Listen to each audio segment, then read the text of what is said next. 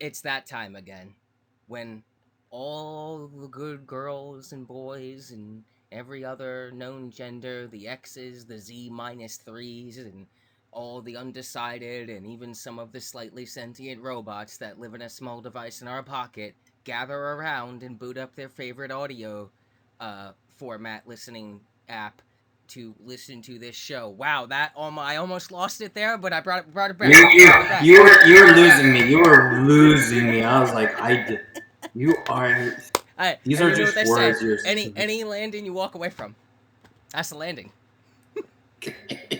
That is what they say. I Welcome guess. You know everyone. what? I guess. I guess.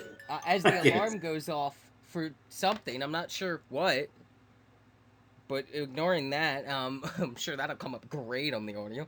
Welcome to Only in Early Access, a podcast mostly about video games as well as some other shit. Uh, Today is the 2 year anniversary of the show in terms of the way Oh my. people have been. So who is beeping? Is that you? That's mine. That's mine. I don't know. And all these alerts have just started coming onto my phone now. So it's Well, yeah. you need to mute your phone. You're live on the air. It's fine. It's fine. Um, It's Mr. fine. Popular over here. Um, yeah, so we've been doing this show for more than 2 years, but we rebooted the show when I moved back to where I am now, and then I switched to the Libsyn as the hosting service after a recommendation strongly from one Mathis Games. I smoke weed and want to get abducted by aliens, Chilluminati. I believe that's his full legal name. Yeah. Yeah. I can I concur. If he ever hears any of these bits I do, I feel like based on the social media interaction, he would like them. He'd be like, yeah, no, that's me. That's exactly Shout right. out to the boys on Blue Sky there now, as we all are. And I like added them right, and it just was like just did like a bunch of job hunting, then aced some practice driving tests, feeling really good. But now it's time to chill out, and it's just me showing like my monitor screen, and it's Skate because I played that. We'll get to that, and then I Hmm. pan over to the computer where I'm listening to the Chilluminati latest episode about Aleister Crowley. That was insane. Oh, okay. Um, Well, and then it pans over to my bong with my weed, and Mathis retweeted it and said, and then he said, I said retweet, even though it's Blue Sky. I don't know what you call it on Blue Sky. I just call it retweet because that's what everyone does. But he yeah. posted with it. He was like, "They say the perfect setup doesn't exist." And then I sent, Damn. and then I sent him another video that said it gets even better though, and it's me panning the phone up to show my Mothman limited edition variant color plush that I acquired that sits on top of my PS4 to keep PS5 to keep me company. Prior to that, I had tweeted at them that my state has legal like recreational weed, and we went and bought some. And I took a picture of it all and sent it to them, and I got the stamp of approval GIF from one Alexander. I've only ever told truth Fasciane. Um, Yeah, only truth, nothing but Only the truth. truth. The biggest truther in the world. Your eye's just not open enough. That's the problem. The green stone will get you there, though. It'll get us all there in the end. Shout out to the greatest trilogy that's not a trilogy, the Green Stone. It's Um, not lies. It's just incomplete truths that you it, have to yourself then evaluate and discover, and then you'll find the complete like truth. Alex says, I'm just an internet comedian. Please don't shoot the messenger. Fucking dude. Dude, every time it's an Alex episode. Welcome to the first part of the show, by the way, where 9 times Yeah. out of 10, this is just a promo for another show we are not involved with in any capacity. We're just really big fans of Chilluminati. Oh yeah, yeah, yeah.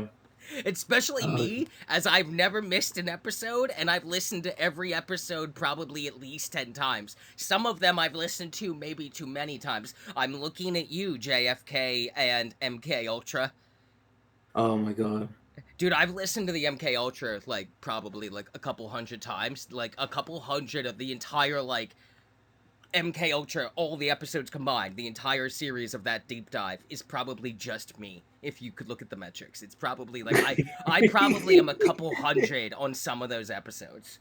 Like a lot of the Alex ones, if there's a high amount of listens, there's a good chance if they pulled in the metrics that they could see that this Stella girl really just listens to the Alex episodes religiously. It's a way of Yeah. life. This is how I live my life, one chaos theory at a time.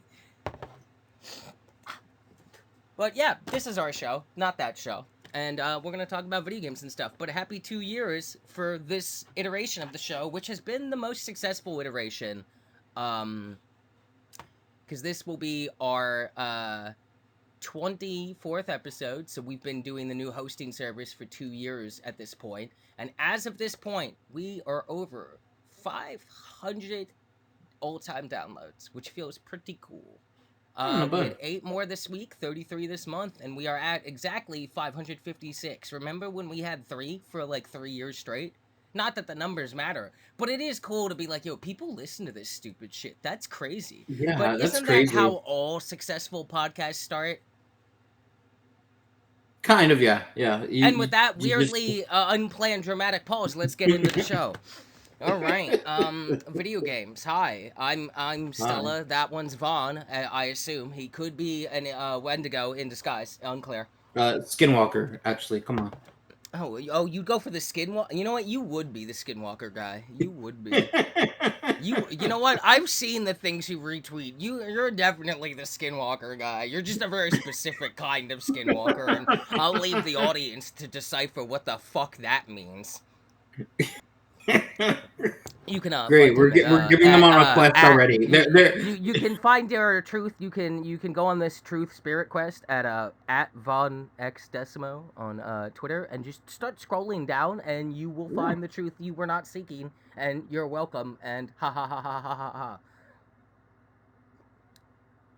I'm spicy today. I'm You're spicy today. spicy today. You're spicy I'm today. spicy today. I've had my coffee. Hey, I've well, had you my want to talk food. about some video games now that we've Mhm. fucking killed 7 minutes as custom? I really like. I like to think that there's at least one guy every time who Oh just yeah, they're gonna be like, all right, a podcast starts here. Yeah, yeah, yes, yo, starts shout out to here. that one guy in commenting in not just like podcasts but YouTube. Like, bro, that's how you know when you've really made it. That's when you're really internet famous. Now, let me be clear. This doesn't mean you're rich. It just means you make a 9 to 5 off the internet. Now, you probably also, very likely, still also work an actual 9 to 5. The economy's awful.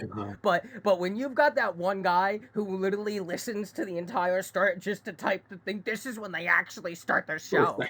And we're Shout out to extending that one that. guy. We've been extending it, so they're like, Yeah, "Oh, it's right." I No, I no, think no, for the it's not record, yet.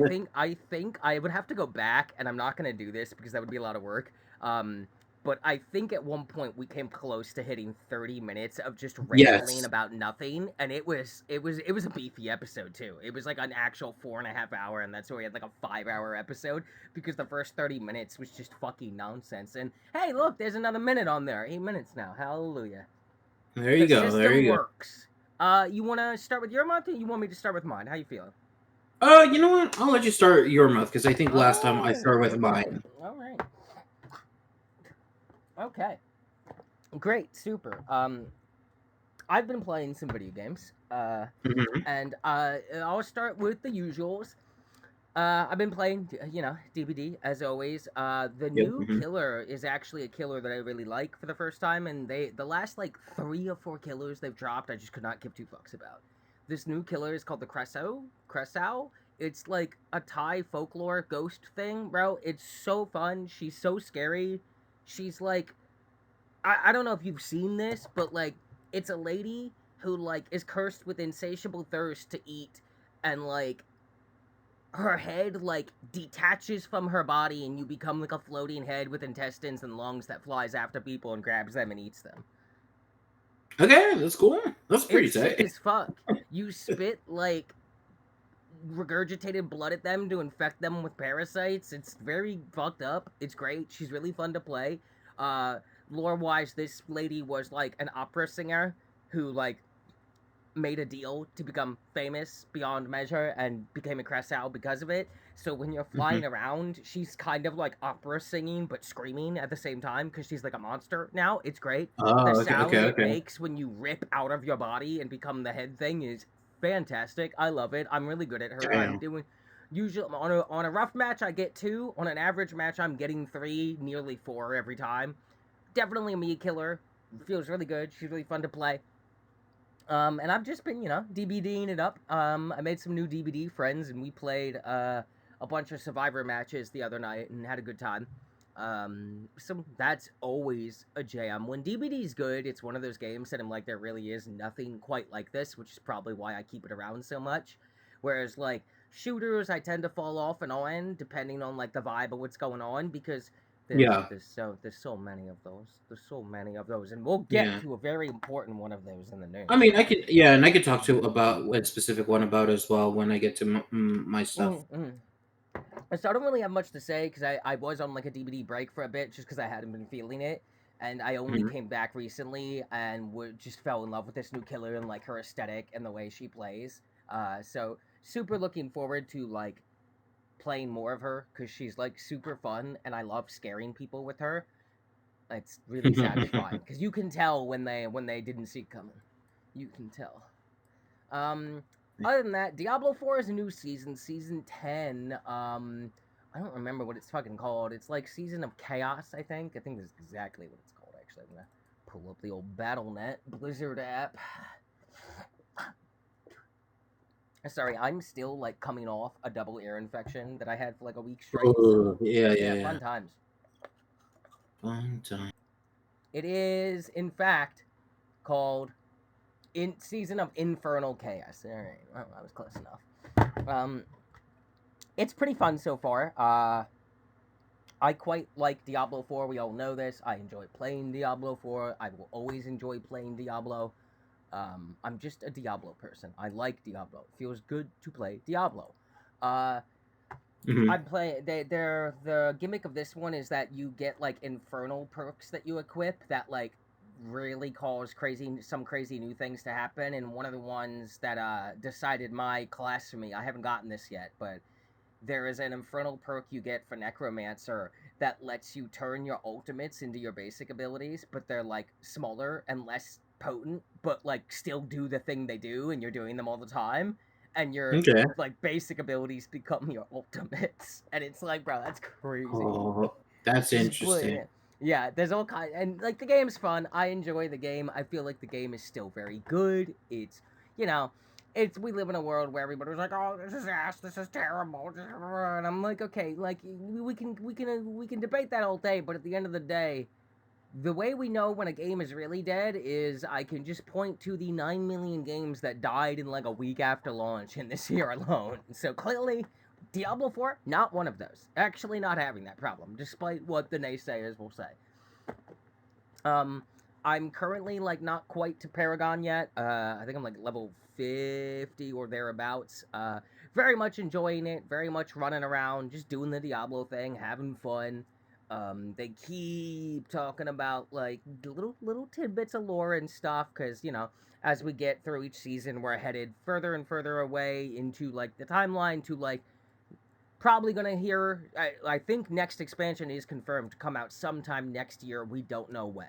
It got delayed. It was going to be this year, and I'm kind of glad they delayed it. Like with everything that's been going on, I believe recently, like more unions formed in like the Blizzard Activision area. I'm not like Oh, that's good. 100% on If that, that's but I saw yeah. some whispers and rumors of such a thing. So that's really good. And now to like those are like the standard, that's what I'm always playing kind of shit going on. So Hmm. now we get to the meat of the matter. I've been playing a lot of Soulframe. I've probably played like Oh, okay. 45 hours of Soulframe this month. I've had access to Soulframe for a while. I've just been in and out of it.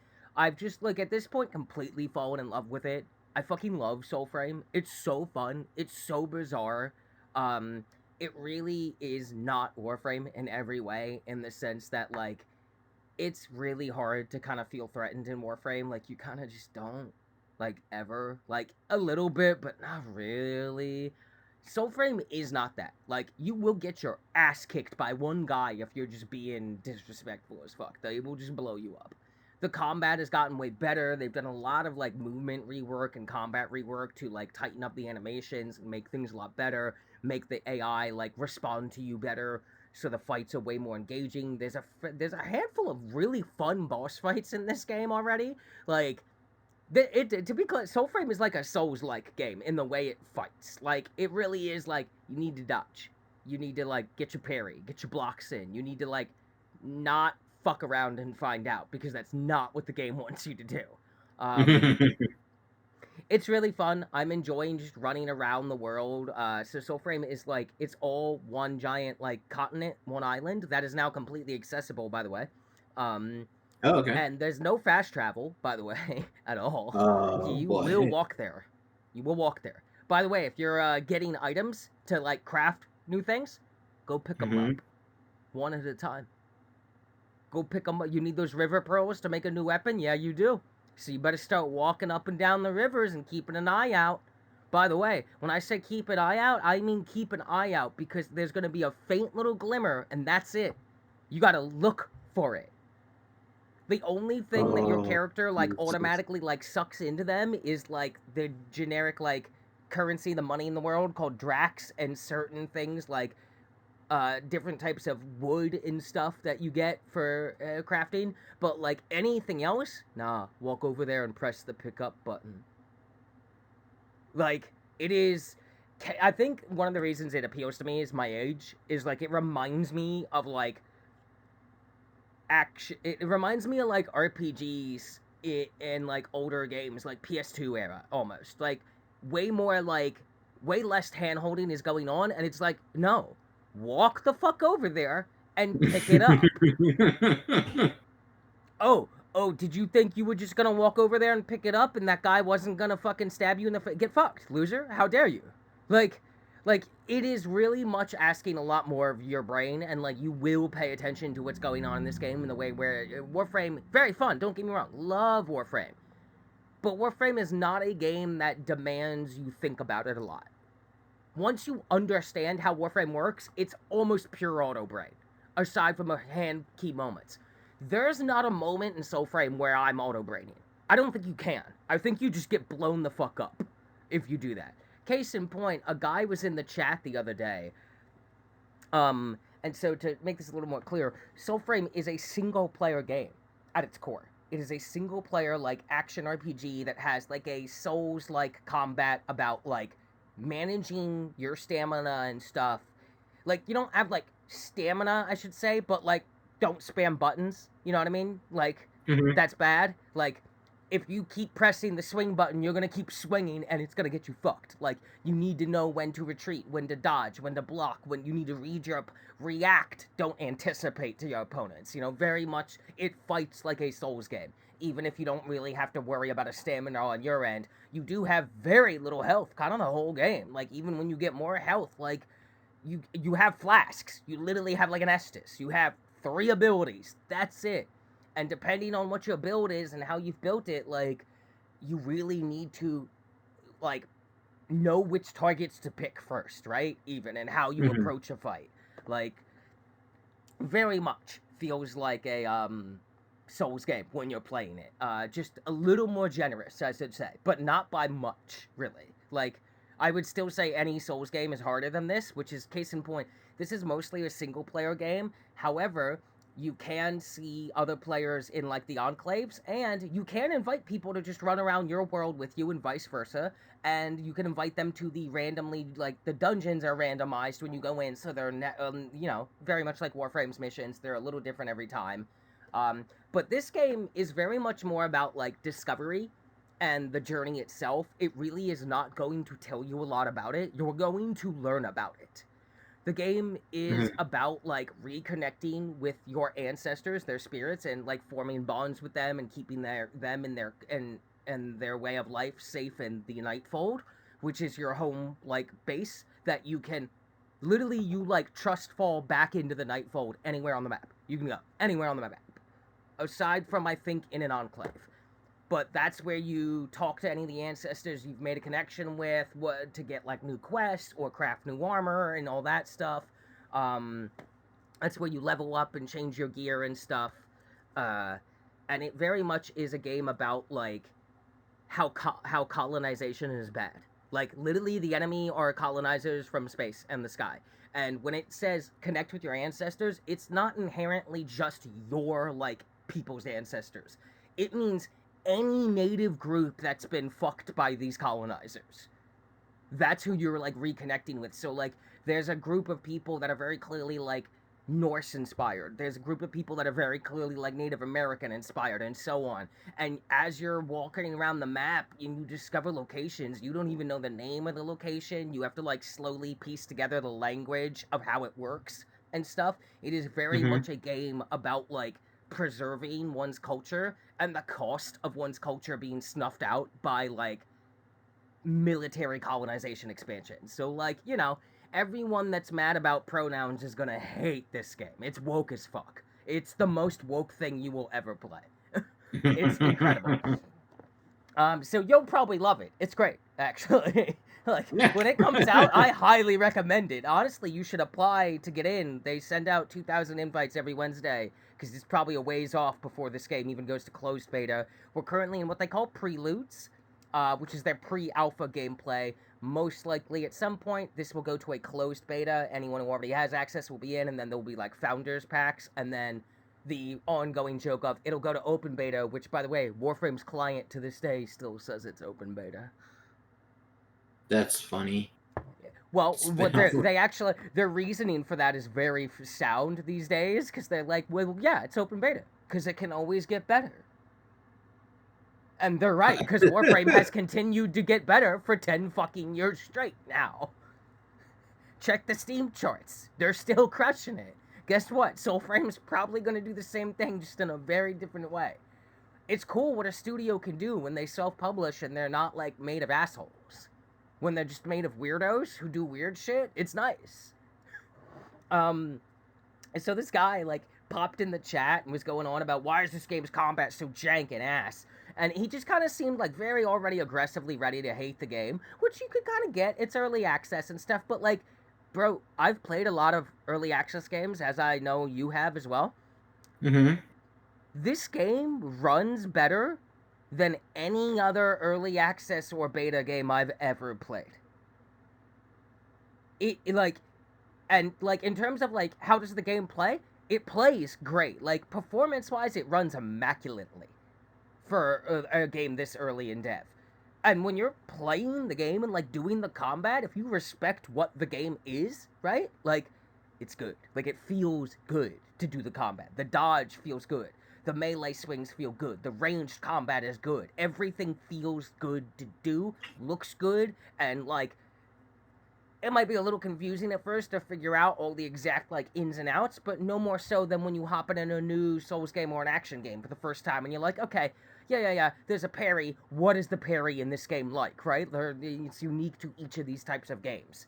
Yeah, And this yeah. guy came in the chat and he was saying all kinds of like toxic shit about it. And then he was like, and then he said, I beat Elden Ring and its DLC level 1. This game's jank as fuck. I'll come back when it's better. And then he just left, and like people were trying to help him. They were like, well, what level are your weapons? And are you using, and he's like, they're max level weapons. I'm using the polearm and the kunai. First of all, that's not what they're called, so already sus.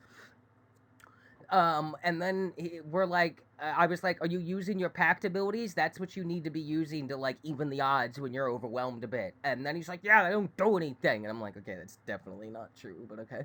And I'm like, well, you gotta like dodge and shit. And he's like, the dodge roll is bad. And I'm like, it's definitely not though, bro. You have a dodge roll and there's no stamina in this game. You can get staggered. You can get knocked down to the ground. And then, yes, there is no iframes if you're on the ground. Just like there's no iframes for the enemy if you knock them on the ground. It's a Souls game with very clear Souls mechanics, except stamina management is not one of them, right? So in that way, it's a lot easier. But like, yeah, if the big guy knocks you down, you just get stabbed. Like you're on the ground. That's how combat works. What do you mean? And Yeah, he's yeah. just going on, and then he drops that I beat Elden Ring and its DLC at level 1. I'm good at these games. This game's ass. And then he just left. And as soon as he left, I was like, all right, I'll say it because no one else has. Yeah, I don't believe him. First of all, I don't believe that you beat Elden Ring at level 1, sir. Second of all, I definitely don't believe you beat the DLC at level 1 because I happen to know for a fact the DLC has its own unique leveling mechanic that means if you don't engage with that at all, you basically do no fucking damage to anything. Also, you could still be level 1 and engage with that DLC's level mechanic and keep that level 1 on your little sheet there, but you would still be leveling in the DLC because it has its own leveling mechanic. So, Hmm. lie better, boy. Yeah. Fucking scrub. Like, the biggest lie I've ever seen, and I'm like, bro, this is literally a Souls game where you don't have to manage stamina. It's easier than all of them. You're just, Hmm. like, here to hate because you're bad at it or something. And I'm like, bro, did you like come here from Elden Ring because Elden Ring beat you and then you thought this would be like easier, and it is, but then you just like spamming buttons and shit, and like he wouldn't provide what level the enemies are, what his pact was, or like real details, and it was like, yeah, this dude's sus as hell. Yeah, yeah, Anyway, Soulframe's really good. Um, yeah. I really like that, like, as you get different packs, they have their own like skill tree of passives that you upgrade. Some of them are just passive stat increases or a new effect on an ability or move you already have. Some of them are straight up new moves. There's charged heavies, you get your parries, your dodges, your blocks. There's stealth mechanics in play. I started with the Siren Pact and the bow called the Thistle. That was really fun. One of the abilities you unlock on, as far as I can tell, weapon archetypes all share the same like skill tree for now. I don't know if that's gonna change, but you would do so. Like if I have bow at like my combat art for bow is like maxed out. Once I get another bow, I will be able to see if I have a separate skill tree or not. I don't have another one yet. Soulframe is very slow in terms of progression, deliberately so. I Okay. probably put like 30 hours in before I maxed out one weapon. To put Okay. this in perspective, on Warframe, did you get a new weapon? You can go run one mission, and if you stay in it long enough, you can max out that weapon in like 10 minutes. You are not doing that in Soulframe. You are not doing any of that fast in Soulframe. Um, Correspondingly, when you're crafting something, and it does have, they've already said it's going to have Warframe's pay model in that cosmetics, really fancy ones, pay premium. There'll be a trading thing eventually, of course, very much mimicking Warframe's very successful model. But in return for the game itself being much slower pace, much more exploration and like figuring things out, when you go to like craft a weapon or an armor set, the crafting time to wait for it to finish, unless you want to like pay premium to rush it, is significantly shorter, but still, you're gonna be waiting. It's like, I think it's like 10 hours for a weapon and 24 hours for a new armor piece, whereas in Warframe it's 24 hours for a new weapon or a part of a frame, and then 3 days for the frame itself. Oh So yeah. very, very good game. The music is very incredible. Like when I say Souls game and you think of like the music of a boss fight, you are getting that here. You are 100% getting that here in every boss fight. Like absolutely incredible storytelling going on, really like interesting stuff, like thematically. A lot more like horror-esque stuff going on than Warframe typically does too. Like there's some really fucked up imagery going on in this game in certain areas. And there's a lot of like random puzzles that you discover. Like I had just wandered down the coast, ended up in this like fucked up dead like white sand and bone area, and then there's just like a statue of a guy on a chair, and I'm like, wow, look at this. And then there's a bell above him, and I'm like, huh, I wonder if hitting that bell does anything. And I hit the bell, and like nothing happened, but it rang, so I hit it again, and then I hit it again, and then as I was walking away, I heard the sound of stone grinding, and I had triggered a boss fight that I was now in. Because that's what Oh. happens when you do that. And I'm just in this boss fight, and it's, dude, it was straight up something out of a fucking, like, Dark Souls. Like, every second of this was so cool. Cannot recommend taking a look at this game enough. Genuinely go apply for it. Anyone can apply for it. They send out invites every Wednesday, about 2,000 people. It is very much in early dev. Preludes 11 is the next update. I think it comes out on the 30th. It's adding a new tile set, a couple new boss fights, new weapon types. Sidearms are in the game now in terms of like side weapons. All your melee weapons, by the way, can be thrown so that you have some ranged options, and then you can snap your fingers to bring them back like Thor's fucking hammer, which is really fun. One of the abilities I got from my bow, like a passive trait I got on the combat art tree, is called "Oh My Knee," And now I have a chance that every time I shoot dudes in the knee, it might just pin them to the ground, which is great. That's perfect. Um, you want your like charged heavy attack for uh the bow is like, you know, your generic, like you shoot a hail of arrows from above, but you Hmm. later get a skill tree thing that lets you, after you've dropped hail of arrows or a couple hails of arrows, because it goes on long enough that you can like get a couple out before it's over, and the Hmm. arrows stay embedded in the ground. You can shoot a charge shot once you have that skill part unlocked that makes them all pop like little bombs. Oh, that's cool. It's very cool. Um, on top of that, you can get like an extended hail of arrows version. You can keep the arrows embedded in people more. So you also can do that pop ability. You don't have to do hail of arrows once you have the pop ability. You can just lay a couple shots into a dude directly, then put a charge shot into him and it'll pop those and stagger him a little bit. So there's already a Hmm. lot going on. The combos feel good; they really do. Like they're quick and snappy. I haven't tried the caster weapon. There's like a magic staff I have that I haven't tried. So I've only done the bow and short swords, which are very Hmm. fun. I haven't done. There's a shield and sword. There's some kind of like dagger fan thing that I haven't gotten access to. There's a couple like spears and stuff that I've heard are really good, and there's many packs which are like you make like fey packs with ancient animal ancestors, and that's what changes your like arm and how it looks when you're in spirit mode and stuff. And so the Siren pact I started with, the first ability is glamour. I turn into like a pack of night butterflies, and then I can just fly Oh, around and stab someone with a free stealth attack from behind and also pickpocket them. Fun fact, there are enemy types that don't give a shit about that glamour. They are not fooled. A lot of those are the horror elements I mentioned that I want nothing to do with because those dudes were horrifying and I'm pretty sure they're trying to steal my soul.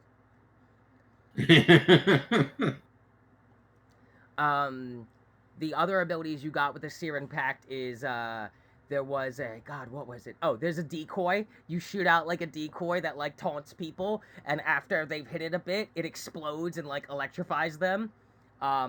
That fools some enemies, not all of them. Depends on the enemy. And then your third ability is called Pix Powder, where you throw like blinding powder at people. It's oh, great. nice. It's great. Um, that game is super fun. The bow combat feels really good. When you jump and shoot, you do like a bullet time slowdown thing. So you can utilize that when dudes are rushing you to like give yourself a little bit of breathing room. Um, I recently started running the Orangol Pact, which is the Wolf Mom Pact. So I now have like a spectral wolf that runs around with me, and the first ability you get, that's my second one. The first ability is you leave your frame, your body, vulnerable, and run around in an astral wolf form where you can just run up to a dude and grab him as a wolf and like just literally eat his guts out, and it's really sick. God damn. And the third ability for that, which I don't have yet, but I can look at, is a blood howl that increases like I think it's resistances, and it'll turn any enemy dogs into my friends. And it's Oh, really let's interesting go. because there's like three stats, virtues they're called in this game. It's called courage, grace, and spirit. Um, every time you equip a different pact, like Siren or Orangol or Ode or Garen Rude the Stag, every pact has its own virtues that you'll like. Your virtues are unique. Your stats there essentially are unique to the pact you're wearing. So when I first put on the Orangol pact, I was like, "Yo, why the fuck don't I have any health now? What happened to all my health and my virtues?" I had to re-level it because that's not the virtues for that pact. They each get their own, and you can freely respec them at any time, which is really cool. And depending on like where you've put your points into, it changes your like title, but also can change the effects of things a bit. That like I learned from talking to people in the chat in the game is that if I'm running Orangol and I put enough points into Spirit, I get more than one wolf in a Spectre summon.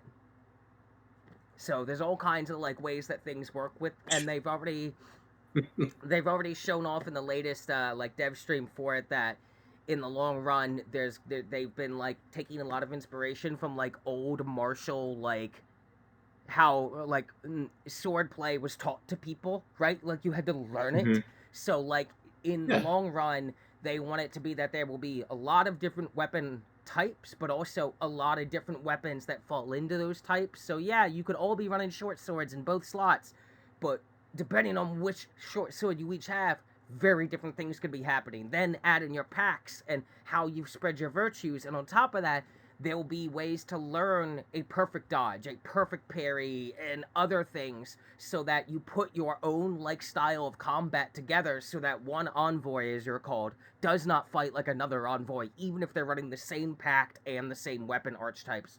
Like everybody, you're going to build your own moveset a little bit, basically, in the long run, which Okay. is really cool. Um, cannot recommend the game enough. It's absolutely beautiful. It's one of the most beautiful games I've ever like played. It is really like catering to like older like gamers, I think, in the sense that it does kind of want you to like take your time, figure it out. Yeah, you're gonna have to go hunt for some river pearls because you got to craft that thing. No, you can't just walk over the things. You have to go walk over and press the button and pick them up. Some things you get to just walk over and pick up, but most things you gotta go pick it up. It will not just magically be in a chest for you at your hub. Nope, go pick it up. You didn't go pick it up? Fuck you. You don't have it.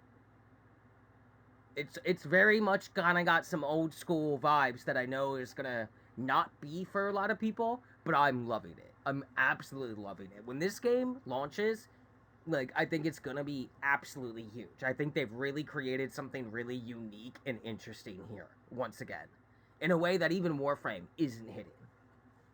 So, Soulframe, I'll probably talk more about it next month because Preludes 11 literally comes out on the 30th, and I'm very excited. We fight a bear and a wizard this time. Very excited. All right. A bear knows. Oh, a fun thing. You don't actually kill any animals in this game. When I say fight a bear, you're going to save the bear and remove his corruption, but you got to fight him to do that, but he won't die. Case in point, when you're fighting any enemies who have, like, the dogs that are helping them, when you hit the dogs, you're not actually hurting them. You're breaking the helmet off them, and once the helmet Hmm. is broken, the dog immediately just barks happily and runs away. You're just Oh, freeing cool. the animals from the colonists. It's great. That's It's cool. it's it's yeah, it's great. Um so yeah, Soulframe fucking fantastic. Absolutely incredible how good this game is right now, considering it's only in Preludes Update 10. Like no idea when this game's even hitting close beta, but I'll let you know when it does. It's real good though. One second. Hmm. Other than that, I have been playing Dredge and Sword of the Sea, dabbling in them in the sense that like I'm not hard committing to them right now, but I'm loving. I always like Dredge. Been getting back into it, and Sword of the Sea was one of the PS Plus games.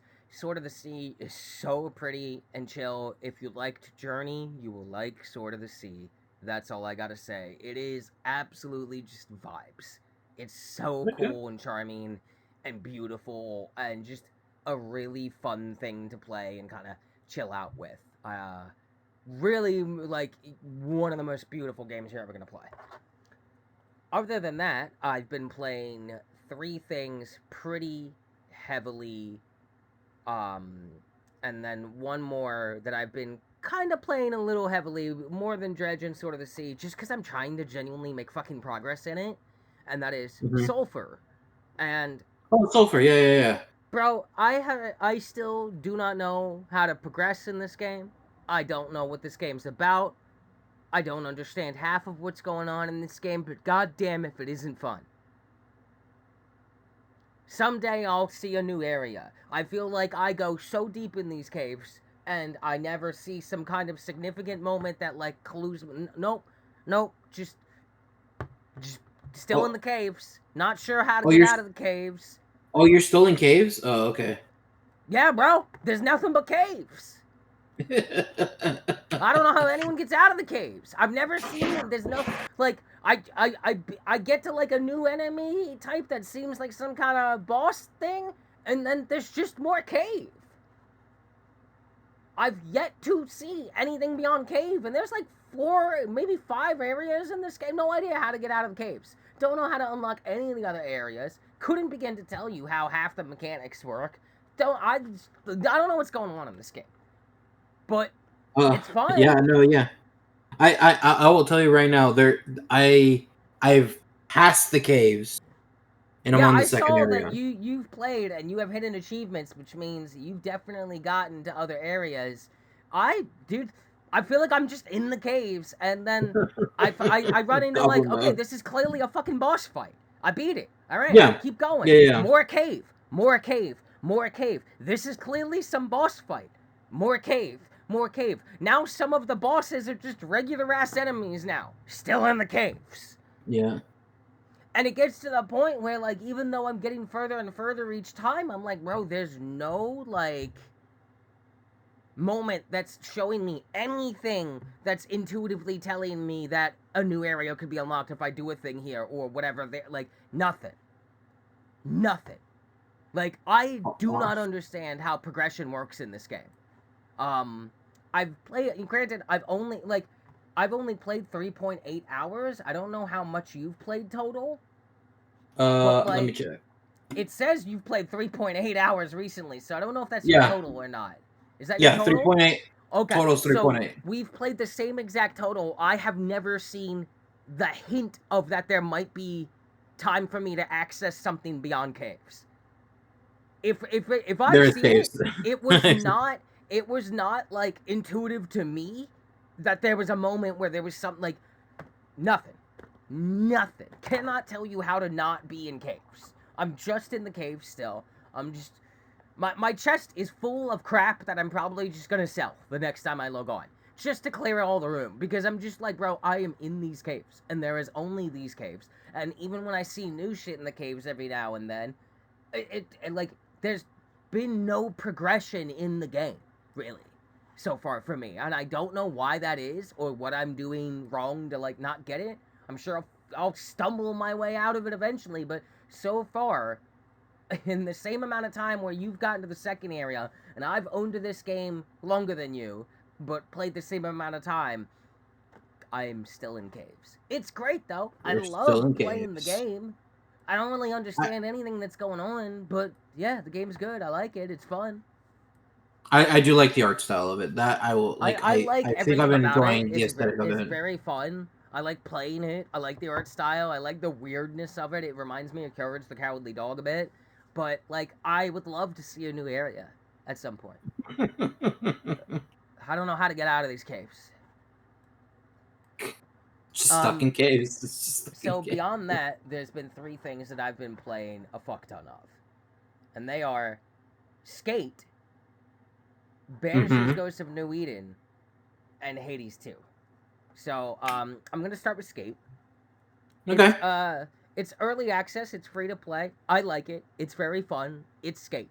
Don't let anyone tell you it's not Skate. It's Skate. It's just got like a different art style. Apparently that's being changed though in an update coming up. It's gonna be a little more like not as Fortnite looking. Although I don't think it looks like Fortnite at all. I think that's just a buzzword people are throwing out. If I put up a screenshot of the two of them, the the, the difference is I don't. stark. I don't really see the Fortnite look of I it. don't either, but But everybody's mad that it's are they trying to everyone's say that it mad. just looks too cartoony? Is that Yes, what I they're? think. And I Okay. disagree. I think it just has a very specific art style. I kind of hope they don't lose too much of it. Apparently, Skate. a lot of people are like mad that it's not like exactly like the Skate they remember, and I'm like, you mean that game that hasn't had a game since Xbox fucking 360? Yeah, it's gonna be a little different. It's been 20 fucking years. It's been like 2.5 console generations. The studio that made Yeah. that game doesn't exist anymore. Like, Yeah. there's no world where this was going to be exactly like old Skate. At least from my view of it, Skate has always seemed cartoony, just because of how the Mm-hmm. way you interact and stuff. It has always felt cartoony. I don't think it's So, seen cartoony. Like it's always usually looked a bit more on the semi-realistic. At least like everyone has like normal body proportions and stuff like that. But but the way you it's engage with the world, stylized. Yeah, it always it's feels a little not bit more cartoon physics because like it. there's no way you're jumping 30 feet off of this ramp, but Yeah, you do anyway. And yeah. And people are like mad about the parkour in it, which I think is stupid because it opens up so much more like ways to play the game that you can like chain the parkour and the weird air flopping to like save a bale and turn it into a new skate line. You can like put your own ramps and shit as you unlock the ability to do so anywhere on that map to like interact with, and they've already handled like people trolling with that. You could just walk up to something they put to block you and like make it invisible so that it's not there for you. okay. It's really fun. I really like it. I think it's really funny that the game has fake loot boxes too, considering it's published by EA. The in-game currency that like you earn in-game, not the premium one, is only spent on the fake loot boxes that you unlock access to. That there's only like 11 items in it, and you buy it 11 times and then you have everything. And it's like clearly a loot box because you can see all the items in it. What you get is random each time, but you'll get something new each time until you have it all, and then it even won't even let you buy another one. But that's it. All the other microtransactions are it will be like premium money to buy the thing directly, but it's all like way fancier shit and stuff. And I don't know, it's really fun just skating around. The soundtrack is killer. The humor's kind of funny. I like the way it looks. I like skating around this world. I have a really good time just skating around with Lizzie. We love it. Like, I don't get the hate, honestly. I think it could have been infinitely worse. And I hope it kind of stays more or less where it's at and gets better. It's a live service game. There's gonna be seasons, but like any new tricks and ways to play are gonna stay. The only thing that's gonna be tied to seasons is cosmetics, and there's already a fuck ton of cosmetics that you could earn in the fake loot boxes that you get for just playing the fucking game. Also, it's a game about skating. Skate. Like, I don't the amount of like hate this game's gotten and the reasons they say they hate it makes zero sense in my brain when I look at like old skate games and the fact that the last skate game came out for Xbox 360, which is like 20 fucking years ago. So comparing it to this at that point is fucking stupid as shit because like those consoles are old now. The people that made those games probably don't even work in this industry anymore. It's we're on like 3 generations after. The world has changed. Factually. The industry has changed. Factually. Loot boxes and season passes weren't invented yet when the last skate game came out. Expecting it to be exactly like that is the dumbest thing a human could do. So if that's your argument, stop arguing, delete the game, and go soak your head underwater for a dangerous amount of time. Idiots. I hate people, as always. Um, Beyond that, I've been playing Hades 2. Just had its full launch. It's out. Hell yeah. I have already played a fair amount of it, obviously. I started a new save this time. So when Hades 1 launched, I'd put so much time into early access. Uh, and then I just played off that save. And I had recently started playing a fresh run of Hades 1 and definitely realized I should have done that at the start. So when Hades 2 came out, just on the 25th, I deleted my early access save and started. To put this in perspective, I've played probably like 11 hours recently. I have 70 hours in the game total, which means I played like 60 hours of early access, which is crazy. Um, hey, That's Hades crazy. 2 is really good. It's Yeah, one of my fucking friends just told me, phenomenal. yeah. It is better than Hades 1 in every way without making Hades 1 seem bad. It's just there is so much in Hades 2 out the gate. The pace of it is much faster, the challenges are much harder, but like everything about this game is just an improvement on what was there before. I am overjoyed with this launch so far. I am playing it like every day. I love this fucking game. It's fan fucking tastic. I cannot wait to like really. I can't wait to be like 70 hours into this version of the game now that it's out. Like, cannot wait for that. I'm having such a blast just playing Hades 2. And I knew I was going to, but it is like somehow even better than I thought it was going to be, even though I was absolutely in love with it enough to play 60 something hours of it early access. Um, and then beyond that, I've been doing a new run, Banishers Ghosts of New Eden, because you picked it up and I was like, yo, I'm gonna do a run of this again. Mm-hmm. So this will be like the end of my video game talk. So, and I know you've been playing it, so we should do, before I get too deep into details, some kind of like safe story progression check. I guess we can I guess more talk into detail because here's the thing with me. I will tell you where I stopped. I stopped just after finishing Fort Jericho. Because I know you're supposed to be able to in that Okay, section there's wait. two ways you can go. Did you go to the Harrows first or Fort Jericho first? That's what I'm saying. I went first to Fort Jericho. I did not go to the south. I did not go to the Harrows. Um Okay, perfect. Because I went to the Harrows first, and then I already went to Fort Jericho, and I have left Fort Jericho. I'm done there too, in terms of like okay. the main story. I am now at the point where like it was like, okay, time to go fight the final boss, and then the game doesn't let you, and you have to go do some other stuff. So I'm at that point, but I am within like if I remember the game correctly, I think I could like make a dash to get to, okay, I can go fight the final boss now. It'll let you know when you're ready to, like, when it will allow you, and like as you go to do it, it'll be like, hey, if you do this, this is the commitment. You are committing to whatever end you're going to get. You cannot go back from this. So like I'm basically working, I'm close to getting to that point of the main story, and the moment I hit that point where it tells me, all right, if you'd like, you can go back to New Eden and confront the nightmare and you will get a ending. Hmm. Once I get to that, I'm close to that point. Once I get there, I am going to stop all main story progression and go back through the entire map. I've been doing a lot more side stuff this time. I'm way stronger than I was when I fought the nightmare last time already. The reason Hmm. for that is because I got a very specific ending on my first run, and I'm going for a very specific ending this time, knowing more that I know now. So I know that for the ending I want, I am going to have to go through every fucking side quest in this game.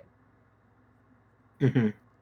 So I guess my next question is: are you what's the deal with you and the incredibly beautiful ghost wife? Are you ascending or are you resurrecting? What choice did you Oh, make? ascending. Oh, I'm resurrecting. Oh, okay. So you're going that way. Okay. Yeah. Hey. Let me tell you about something. You know how like everybody in this fucking island is a piece of shit. Basically, nearly everyone. Kind of, Like yeah. it just kind of is like everybody's just a level of piece of shit. But there is a lot of like extravagantly fucking awful humans in this game, which makes Yeah. sense for the time era, right? Like makes complete sense. Doesn't justify it, but it makes sense for the time era. Let me make something very clear to you if you ever go for the resurrection run. To successfully resurrect your wife with the ritual of Lesser Palingenesis, you must sacrifice the most amount of settlers, like living people. Which Now, I don't get. you don't. What's the most is the Oh, it's thing. very clear. It's most of them.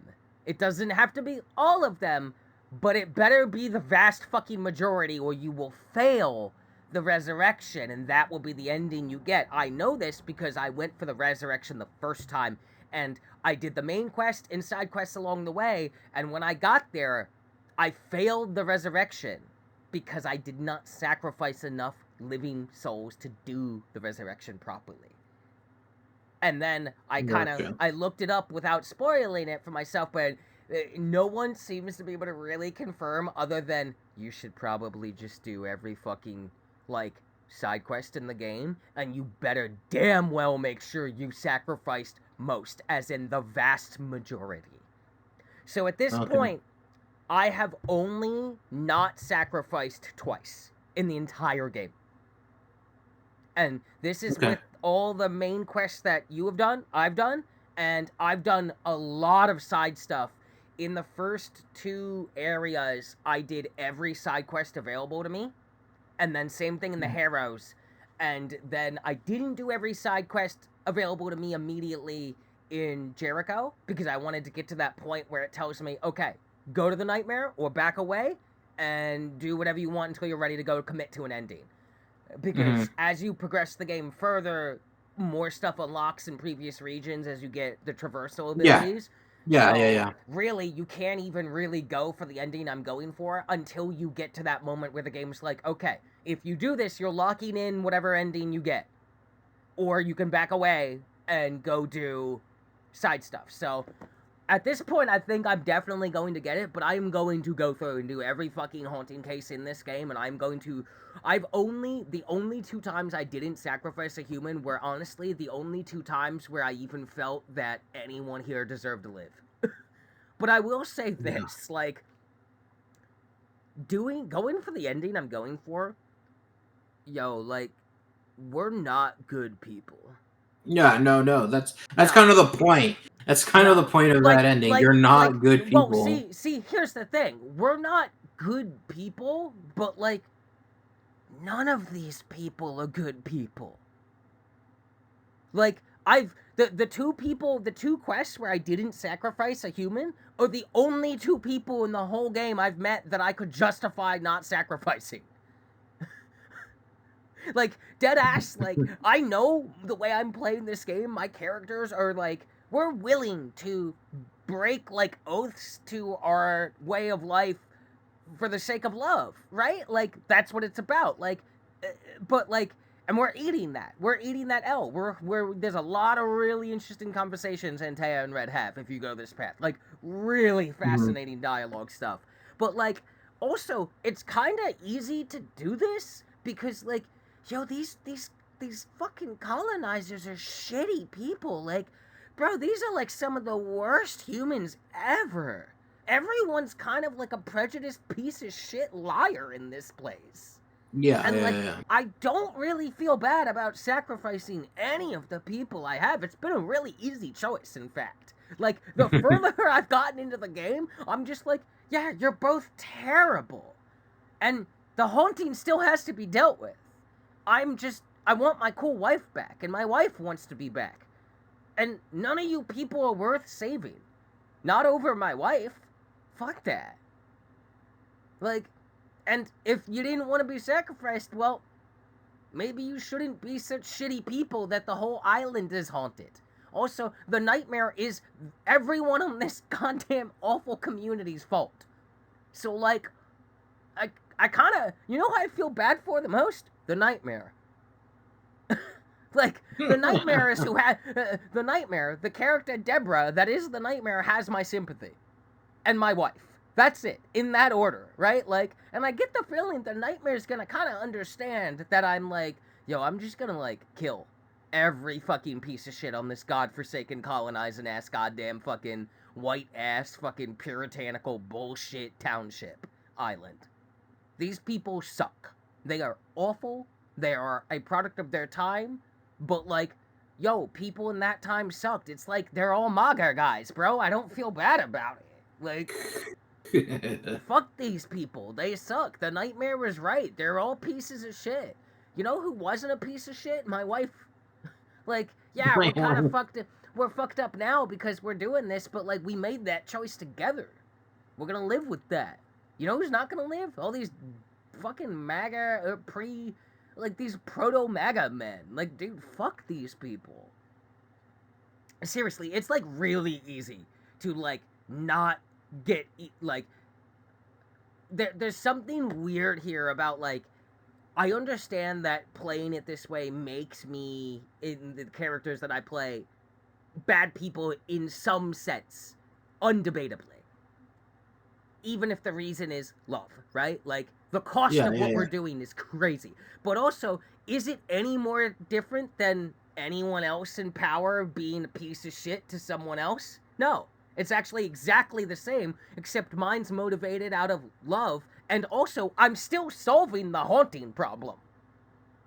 I'm still technically doing my job as a banisher. Like, It's a job. I don't work for free. You are, in fact, still going to pay me after I've killed that living human to steal their soul. That's how the game works. That's how the world works, in fact. If anything, I am absolutely the least evil thing on this island. Which is crazy. Like, because what I'm doing seems awful, and it is, but these people are worse, dude. They, like, I'm with Antea, and there's a moment in my story where Antea's like, fuck these people. Fuck this island. These people are terrible. I hate every single one of them. They're all awful. The entire nightmare and everything that's going on is their entire fault because they're awful. And they just, like, completely degraded this woman and hung her and, like, stoned her and drowned her. And it was like, bro, like, she wasn't even a witch. She was just, like, a smart lady asking questions, and you killed her for it. Yeah, I'm pretty okay with killing all these people to get my smart lady wife back. I don't care. Fuck these people. It's not like they can stop me anyway. They're too busy dying to being haunted by the nightmare they created. I'm gonna solve that problem too. I'm just gonna get my wife back in the process. Like, also, like, yeah, like, just, this world is so bad and fucked up that, like, I really, the further I go in, like, I'm aware of what we're doing is ethically bad, right? Like, even if the motivation is love and coming from a good place. The road to hell is paved with good intentions, yada, yada, yada. Yeah. But, like, these people that I'm sacrificing, they don't even get they can't even make the case the road to hell is paved with good intentions. Motherfucker, you went to hell with pure bad intentions. You weren't even trying to be good to begin with. I tried, and then it cost me my wife. Fuck that, I want my wife back. And I'm still going to solve the major hauntings going on. So, really, you know, it's only their own fault. You know, you reap what you sow. You were all terrible, terrible, terrible, absolutely maybe some of the most atrocious characters in video games. Puritanical, like, proto-MAGA colonizers, man, the worst types of people. They would all be at the January 6th resurrection. Every single fucking one of these people, man. And I'm like, you hired me to come fix your problem. I am fixing it, but it cost me my wife. My wife does not like being a ghost. I do not like that my wife is a ghost. This is eating at us. I could ascend her, but I would still have to go through the whole island and solve all your bullshit problems that are your own making, and I wouldn't feel good about it because you're all terrible people. So I'm just going to solve those hauntings by sacrificing as many living people as possible. And get my wife back. And you know what? My wife agrees with me. Good idea. Like, it's the weirdest thing I've ever played where, like, I understand that ethically I am crossing a very severe line that I can never, like, that door is open forever, right? It changes you. But, like, I don't feel bad about it at all. Because this is a world of, like, literally proto-MAGA people. Like, I'm gonna be honest, if I was around back then, I probably would have been hung for being a witch or whatever, but I also would have been like, yeah, I killed all 6 of those stupid white guys. They're racist. Fuck them. They didn't want to be killed. They should have, you know, run faster. I don't know. Like, fuck off. Like, it's like expecting me to feel bad when I blow Nazis' heads off in fucking Wolfenstein. I don't. They're fucking Nazis, bruh. I don't feel bad when Nazis in real life get their head blown off. They're Nazis. I don't feel bad. I'm not gonna waste time feeling bad about that. Just saying. Maybe they shouldn't be such pieces of shit all the time. They're terrible people. Like, everyone on this island is fucking awful. Yeah, so I guess on my end, I should say I was doing ascending. I think I'm kind of done with banishers at the moment, just because I'm not enjoying the gameplay. I don't know what is it with Donut Games. Donut has been for Really? me. Donut in general right now has been one of those developers where they have good story, and stuff, but their gameplay has just never melded with me. Like So, I totally I've get just that, because their previous game, the Vampire game, fascinating game. yeah, The which is funny because gameplay Vampiro in is like that game. okay. No, you're crazy. Vampire's combat is absolutely ass to the max, and the game, like, the way all the mechanics of Vampire work are bad.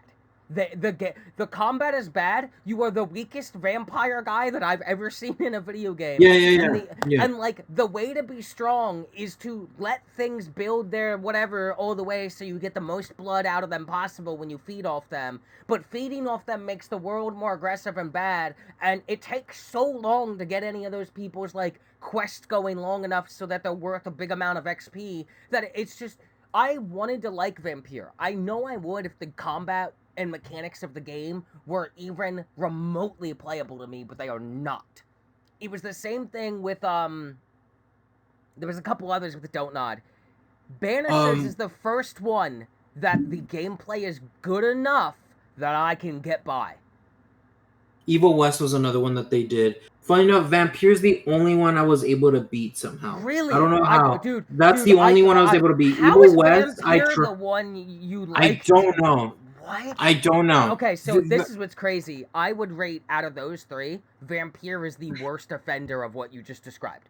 And it's not even close. Like, it would go Vampire, bar none, the worst offender of the story is incredible, the world is fascinating, playing this game is the most unpleasant, unfulfilling, terrible schlock like, it is bad. Then it would go Evil West, which just feels like an old game. Not really bad, but like, oh, games don't play like this anymore. Banishers Ghost of New Eden is the only game they've made that I've ever been able to get through to an end. And I got through to that end in like a week. When the game came out. I love Banishers. It is by far my favorite one. Now, strangely, I also think it has the most fascinating world by far. Yeah, no, it has a good world. I think its world I'm is interesting, but I just could really not get myself to really get into the gameplay. Like even interesting. even after beating Fort Jericho, and I've unlocked I think like three because after beating Fort Jericho, I got the entangled skill, the ghost skill. Mm-hmm. So from there, I had already the teleport, the explosive, and then the entangled. So I know I'm missing the fourth one, skill, which I assume I get after doing the harrow. But the thing is Well, that like even with so I got Untangle and Harrow. It's whichever one you do first. Doesn't actually matter. yeah, yeah, that's why I'm like But it's like gonna it really, just like the gameplay, the combat isn't doing it for you. yeah, it's just not. It's Wow. just not. And Vampires did. I don't know what at that time Vampire did for me that I was like Have you okay ever gone with. back to play Vampire? No, no, I think it I was a one would and done. I would be curious, just for the sake of like research, if you ever have the time, to boot up Vampire, start a new save, and tell me if you still find the combat palatable.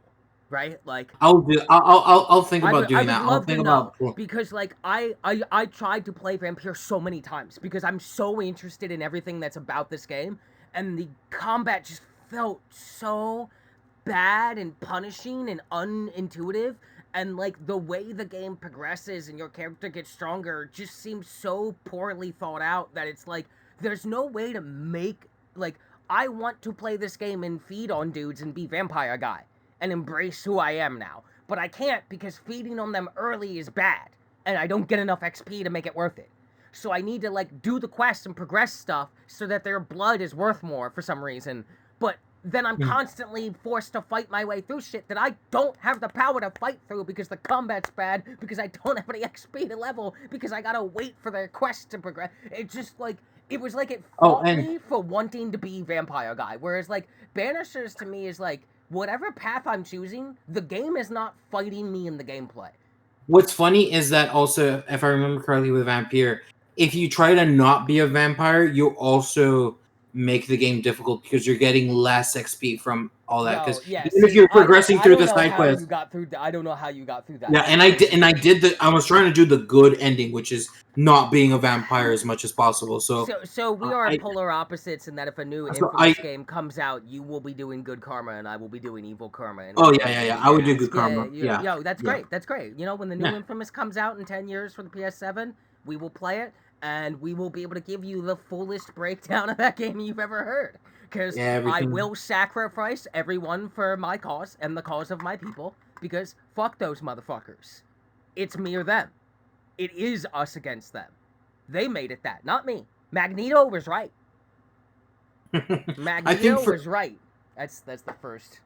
That's right there. Magneto was Magneto right. was right.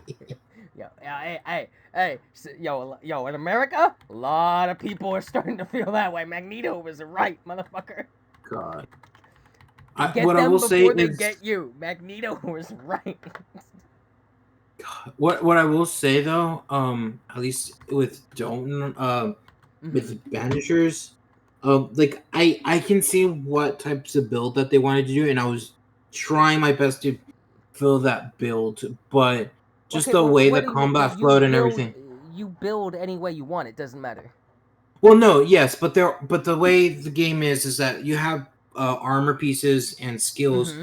that like if you if you like put on those armor Mm-hmm. pieces and those skills, like it's improved. Like it will marginally improve the flow of battle. Like for instance, part of it's like some of the armor pieces that I've been using Mm-hmm. is Andrea's Antea. uh Antea, sorry. I don't know why I thought it was Andrea. Antea's what's called the less spirit bar that she has, the more damage red does. Mm-hmm. Sure. And even It's vice one of the versa. ways you can do it. Yeah, yeah. And then there's like so I'm like, okay, so what if I make it so manifestations um cost more or on cooldown a little bit more, but Mm-hmm. like even though I'm using Antea's like life bar more, since it's going to be always low, that means every time I attack with red, it's going to be doing a lot of damage. I even have it to a Mm-hmm. point where um the if I'm hitting an enemy at full health, it's the skill where it's like if you hit an enemy at full health, your damage is reduced by 90%. But once they're damaged in any sort of way, all damage that you do from then on is Mm-hmm. 25% more. Yeah, So there's a lot of give and take with the system. yeah. You are giving up something somewhere to gain it elsewhere. I will say that having done a lot, I felt a little similar frustrations, but clearly enjoyed it enough to get through the game one run. And then on my second run here, having done a lot more side stuff deliberately on purpose, so I have a lot more gear options, and I'm able to pretty much max out everything even before I got to Fort Jericho as my like next region after the heroes. Hmm. Doing a lot more side stuff has really made the combat even more palatable because I am able to really just completely switch up how I am playing on the fly at a whim and really free to experiment because I have so many different pieces of gear that I've really been able to do a lot of different stuff of. I've had things where it's like my gun is one-shotting anything that doesn't have armor. I have things where it's like Antea is eliminating any armor in this fucking arena. It does not matter where they are. That armor is going away. Like it is a Hmm. lot. It is a very weird combat system in that not only is your gear about give and take, your abilities and the perks you choose are also give and take.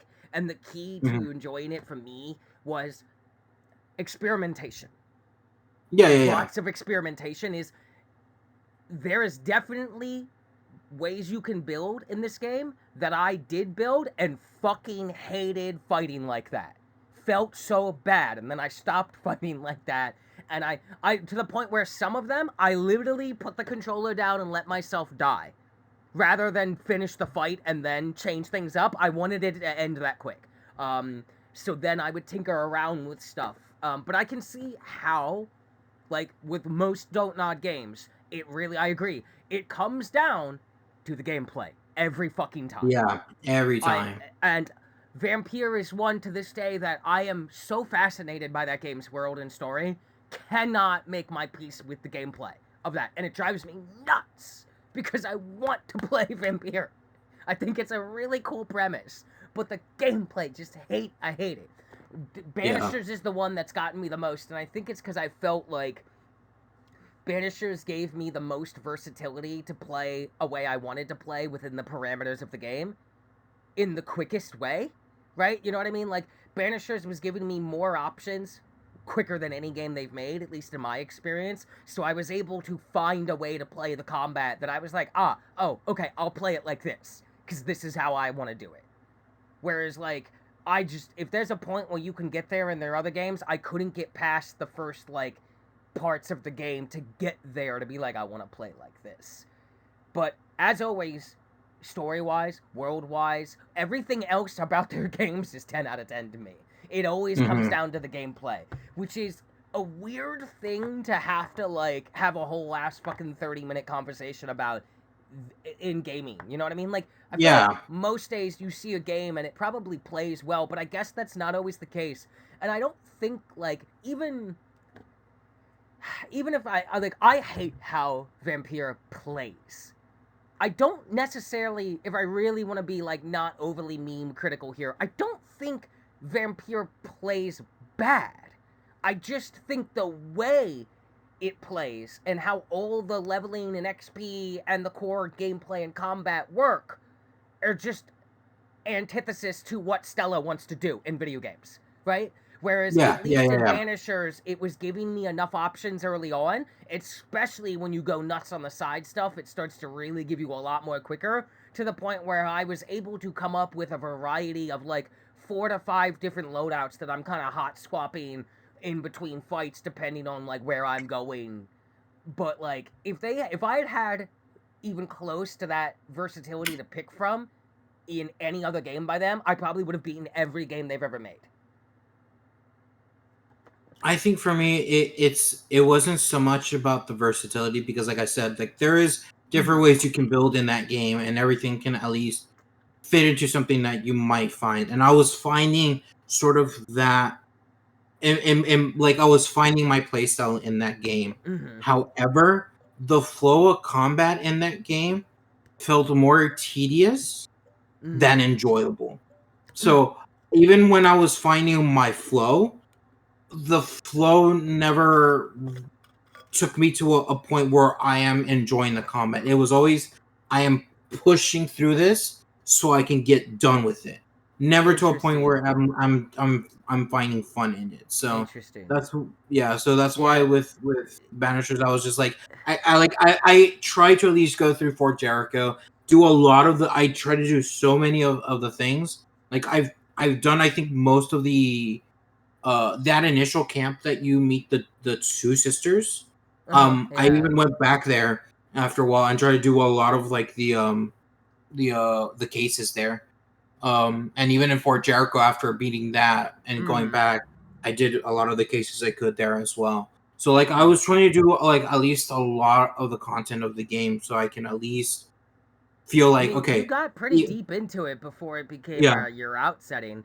You got yeah, deeper than I got into any of their other games because, like, bro, I I couldn't with Vampire. Vampire's combat to me didn't only feel like tedious, it felt incredibly restrictive to the point of like asinine levels of like, what do you want me to do here?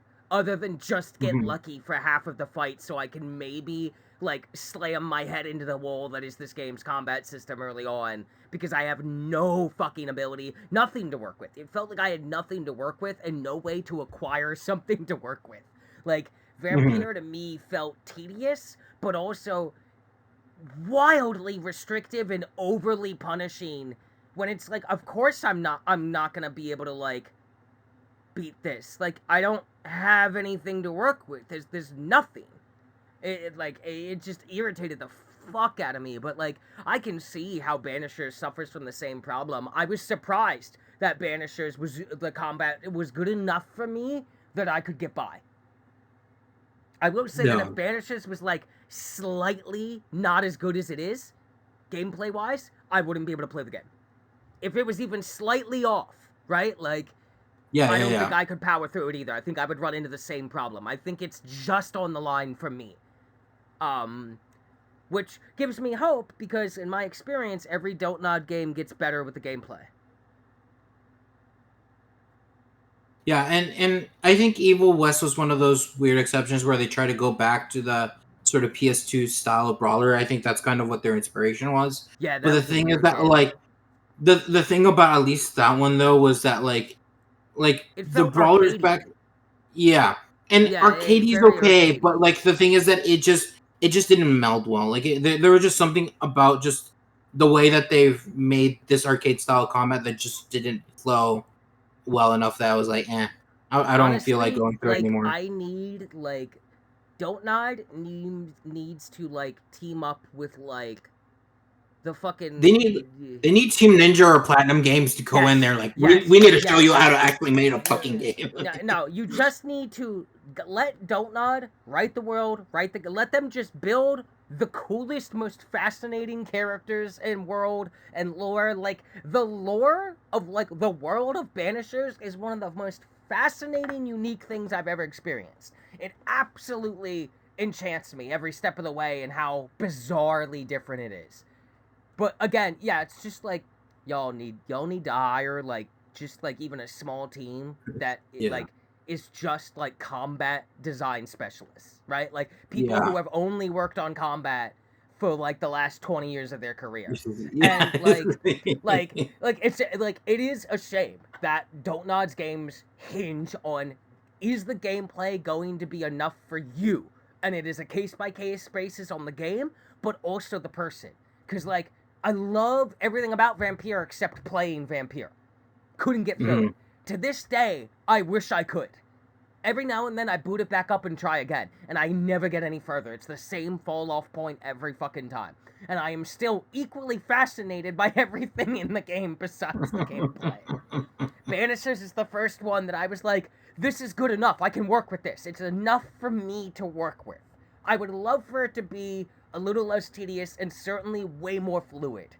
But it was enough that I could get through the game. And I would take that because there's a 50-50 shot with every Don't Nod game that the gameplay is going to be a huge miss. Yeah. And it's a shame because I think they make some of the most fascinating like worlds to run around in and like absolutely like they are knocking it out of the park in terms of their writing and world building. It is only the Mhm. gameplay that your game is missing on ever if it misses at all, and it really just comes down to like the person, really. Like I wish I could get through even one and never go back to it like run a Vampire. I would be so happy if I could say I've done that. Just because I'd love to play the fucking game and see the rest of the goddamn story. Yeah. And people are like, well, why don't you just watch an LP? No, because I want to play it my way. I want to experience it. It's good. They write good stuff. I want to play the game. I don't want to watch someone else make choices I won't make. Everyone makes the good Mhm. choices. Fuck that shit. I want to make the bad choice. I want to see how bad they let me be. Usually, Don't Nod will let me be pretty bad, and I like that. You know, like Yeah. shout out to Sucker Punch, even way back with Infamous 1 on, what was that, PS3? Yo, even as old as that game is, that game was Yeah. still good to PS3. play back then, you know? Like, good to play. Sucker Punch is like, Don't Nod is Sucker Punch, except without good combat in every game. I would go so far as to say Don't Nod might write better, but they do not understand how to make good combat at all. And it hurts. It hurts. And on that note, I'm going to pause because I need a bathroom break. Yeah. Go for it. Yeah. Okay, so yeah. Here's to the next Don't Nod game having Yeah. better combat, Like hopefully. I said, they But need to keep get Tim Ninja or Platinum Games to just come in yeah, here and be like, all but right, this is how please you do at the very combat. least keep This is how you do writing combat. cool things, even if Yeah. they write such interesting games that even when the combat's often always a miss for me or the gameplay of it, I'm just like, God damn, this is a cool thing you made. Hmm.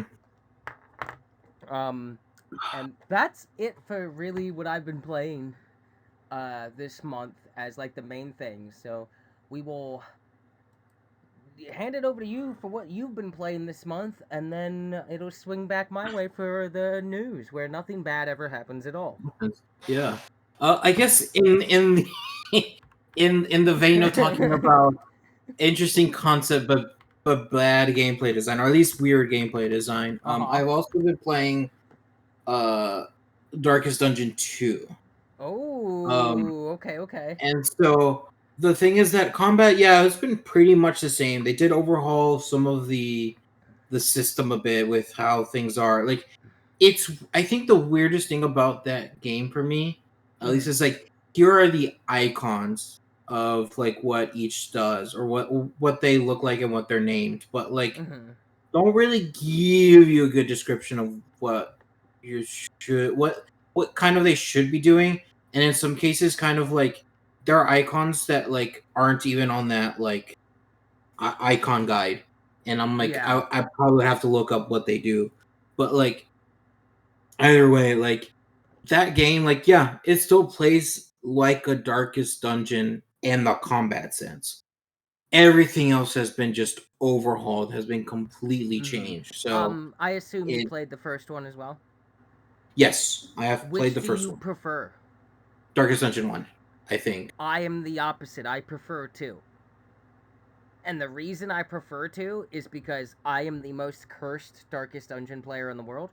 And the nature of 2 being like a roguelike kind of run game means that when I inevitably have my cursed moment in the run that just completely derails it, I don't feel as bad because it's a roguelike and I expect it to go poorly because that's what they do. Yeah, so the thing about that though is um in both runs you expect things to go poorly, and that's fine. And at least with the candle system, they try to mitigate some of that going poorly. Plus, Because I actually With Darkest just Dungeon sidebar real 1, quick. I got uh-huh. like economy fucked in Darkest Dungeon 1 6 different saves. And by that I mean that like I can't afford new heroes. The heroes I have are like going insane. Will not get in the cart to go on the missions that a low level that I can like guarantee I can get through and get like a good haul to like upgrade some gear and buy some new people. So I just got like stuck. I got stuck in every save I've ever tried where economy is what kills my save. Not the game's combat, not any economy. Because I can't afford new people to send into the low level dungeons that I still have to get like a run of, okay, I can get some resources out of this and start healing people and like removing your craziness and shit and maybe upgrade one guy's knife, but they won't go in the low level dungeons, the ones I have that are willing to go anywhere, because they're too good for those dungeons. So I just got like completely screwed by economy management every single time I played that game. And the fact that I don't have to do economy management in Darkest Dungeon 2 at all is great. Cause like you really don't. Like it's a roguelike. Like you just go through it and I kinda just go through and my run goes south, but I still get some candles and I still get to do a little upgrading. And I like that because I don't get fucked by economy. I live in America. I don't want to be fucked by economy in my games. That's crazy. Damn, I think I'm in the opposite because I have too much economy on my Darkest Dungeon 1. Like I have everything upgraded. I have everything I could possibly have, and Oh, I yet never I even still have came close. I never even came close to that in I Darkest still Dungeon have 1. trouble getting through the game just because combat can be so wonky and like Oh, you could just navigation and get fucked whatnot. because So it's like, oh, yeah, you didn't get the crit and they got 7 crits, die. But like, yeah. I wasn't dying. I wasn't failing my Darkest Dungeons because of that. I was failing because I couldn't afford to play Darkest Dungeon. Good. I wish Yeah. it had just been a critical hit and me going insane. No, I was losing economy in Darkest Dungeon every time I played it. It'd be like, well, you need some torches, and I'm like, I can't buy any torches. I'm too poor. Please help. I'm too poor to fight the Eldritch horrors in this dungeon. Your ancestor could have given you more money. Where the fuck Yo, is that bro, like inheritance? really, Where is exactly, that right? Like, inheritance? where's that inheritance, old man? Roll over into the grave. Yeah, but no, I think for Darkest Dungeon 2 in particular, I think the navigation is not that bad. I think the style of the coach is fine. I mean, it's Um, super easy to do. it's It literally well, it stops moving no, now. it auto moves. The only thing is that depending on if you get specific, I think stagecoach gear where like you're incentivized to hit like the Mm, little like debris that's there because you get stuff out of it. Like you get yeah, more money, you sometimes get yeah. items. So it just depends on how you have your stagecoach set up. But Mm, apart from that, I think for me, the one thing I didn't enjoy about Darkest Dungeon 2 was the fact that because one, if you're like if your character survive, they manage to get through the entire playthrough and you beat the final boss of that specific stage, Hmm. because it's like the 5 stages of denial or whatever. Um, you you can play through them again, and they even have like a little like extra like unlock thing or whatever, which is nice.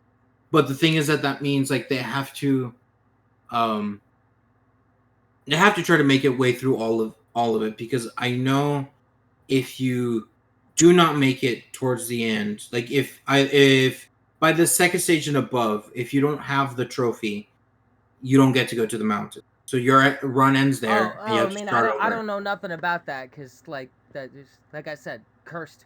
I'm never gonna see that mountain. I'm never gonna see the darkest dungeon in either game. That's not happening ever in my entire life.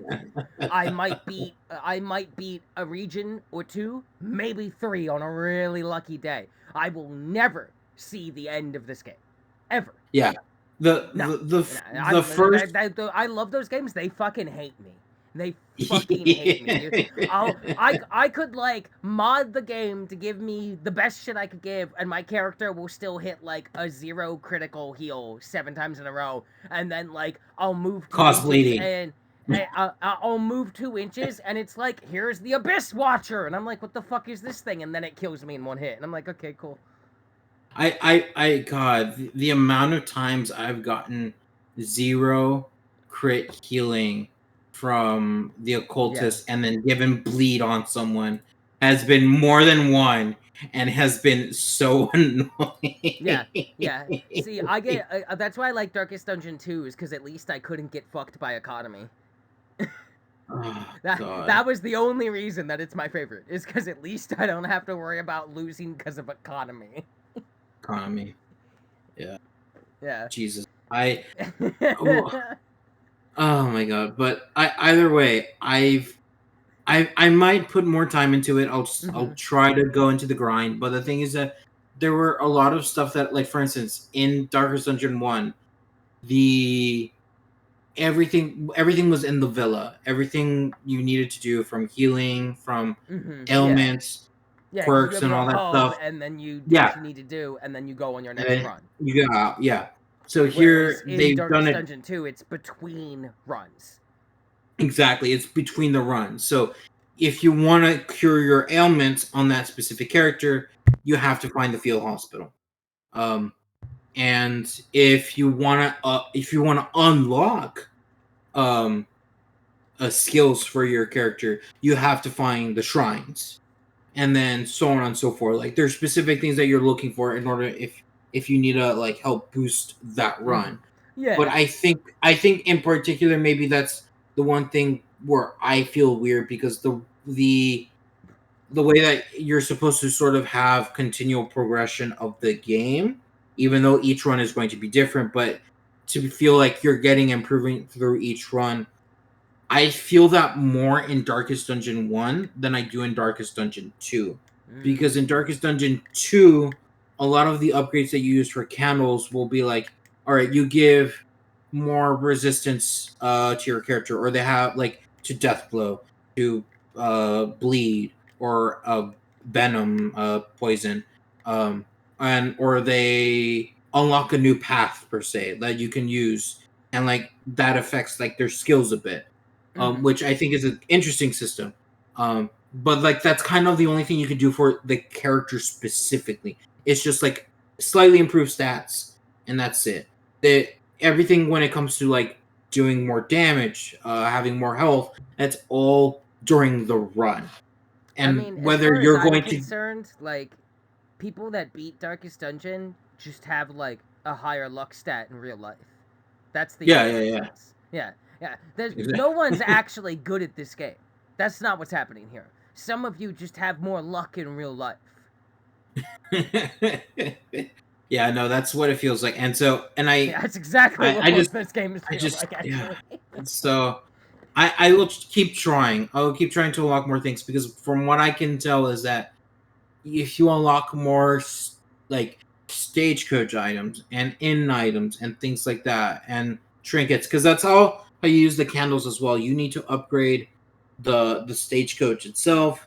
You need to be able to unlock items as well. Like you need those candles to be able to be like, all right, here's now a new stagecoach item that you can obtain throughout the game, or an inn Oh. item that you can access as well throughout the game now. Like it's Mhm. all these sort of unlockables, but Yeah, it yeah, I've requires you played a to, fair amount of it.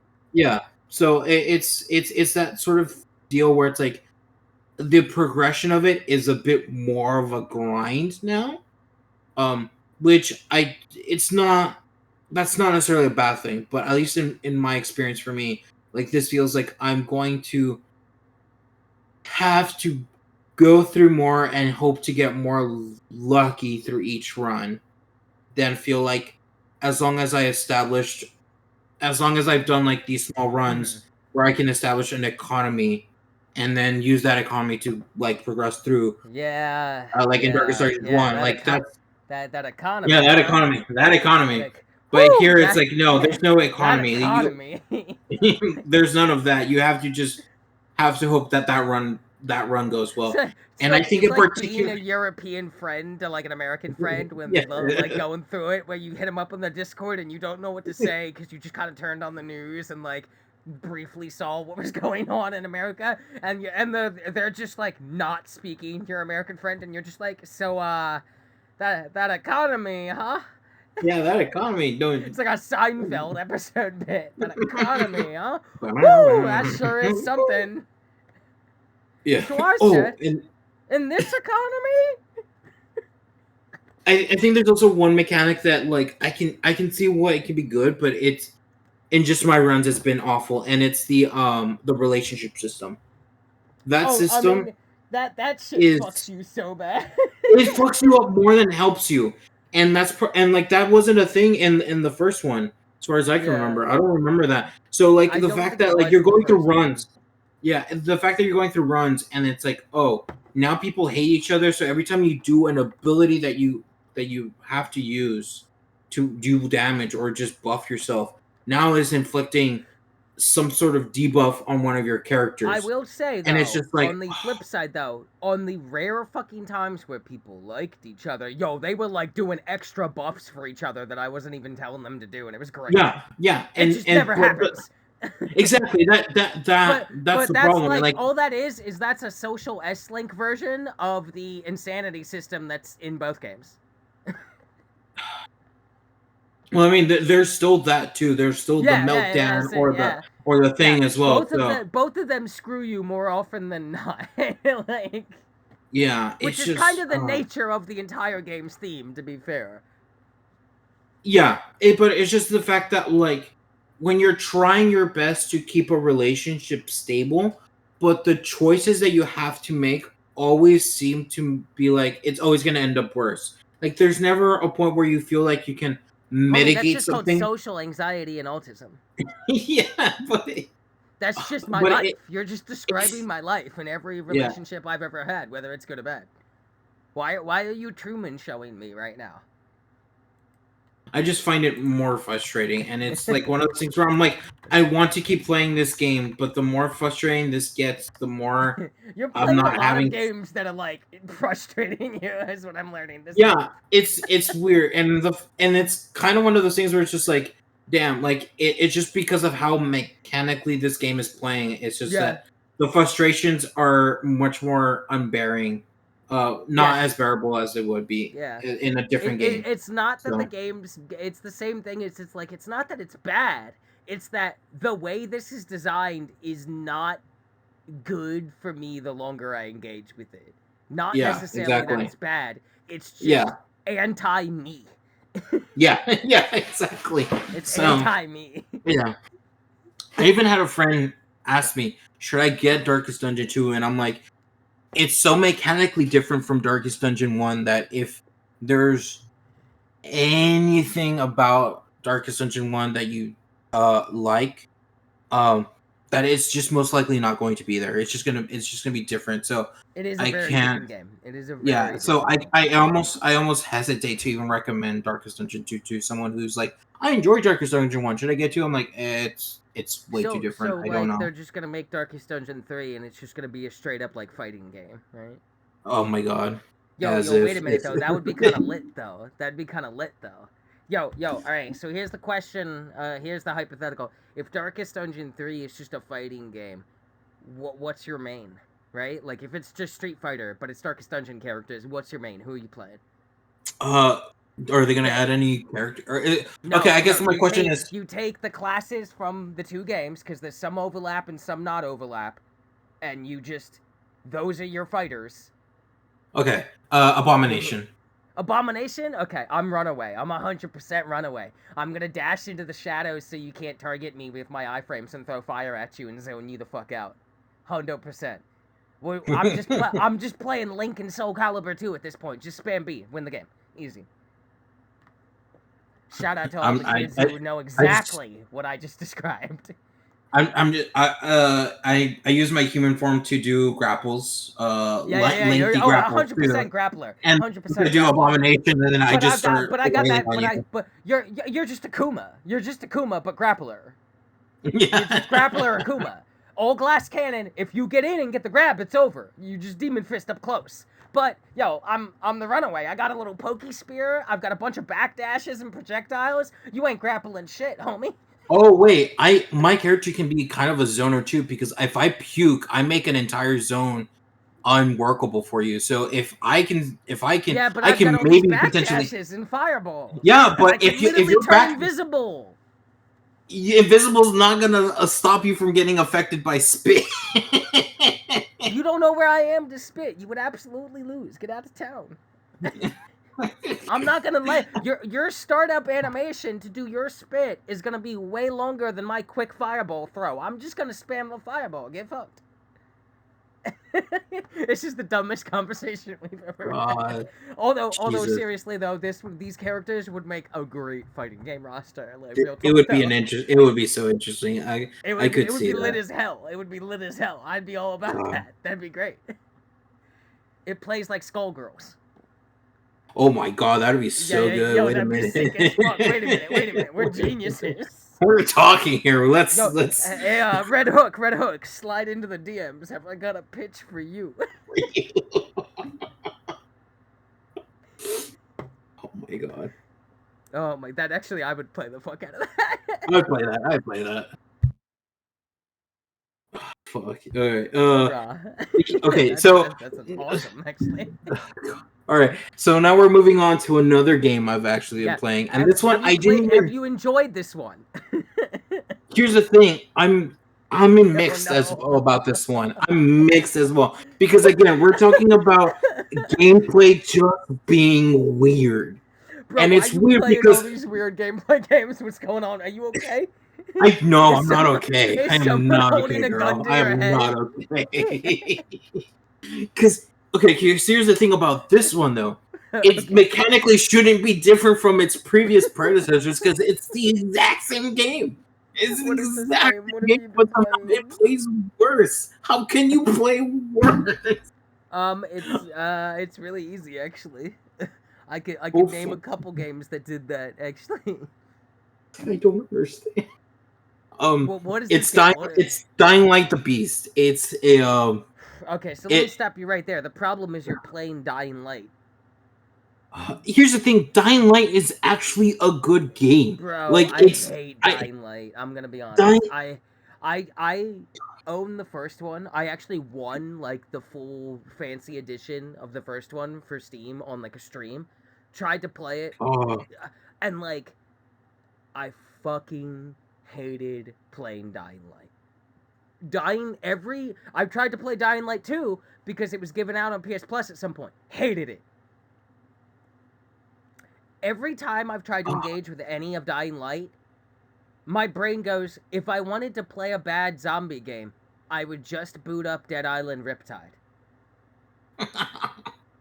Dying Light as a franchise is just Dead Island Riptide for me. Like, it's that bad every second. And in a world where Dead Island 2 is right over there and looking real pretty as always. I think I'm just gonna play Dead Island 2. In terms of like run around, slight parkouring, melee zombie game, like I'm absolutely just going to play Dead Island 2 over anything Yeah. else. The thing with Dead Island 2, with Dead Island in general, is that they focused more on the combat. Like, you're going to be fighting zombies, so we're gonna focus at least on the combat more.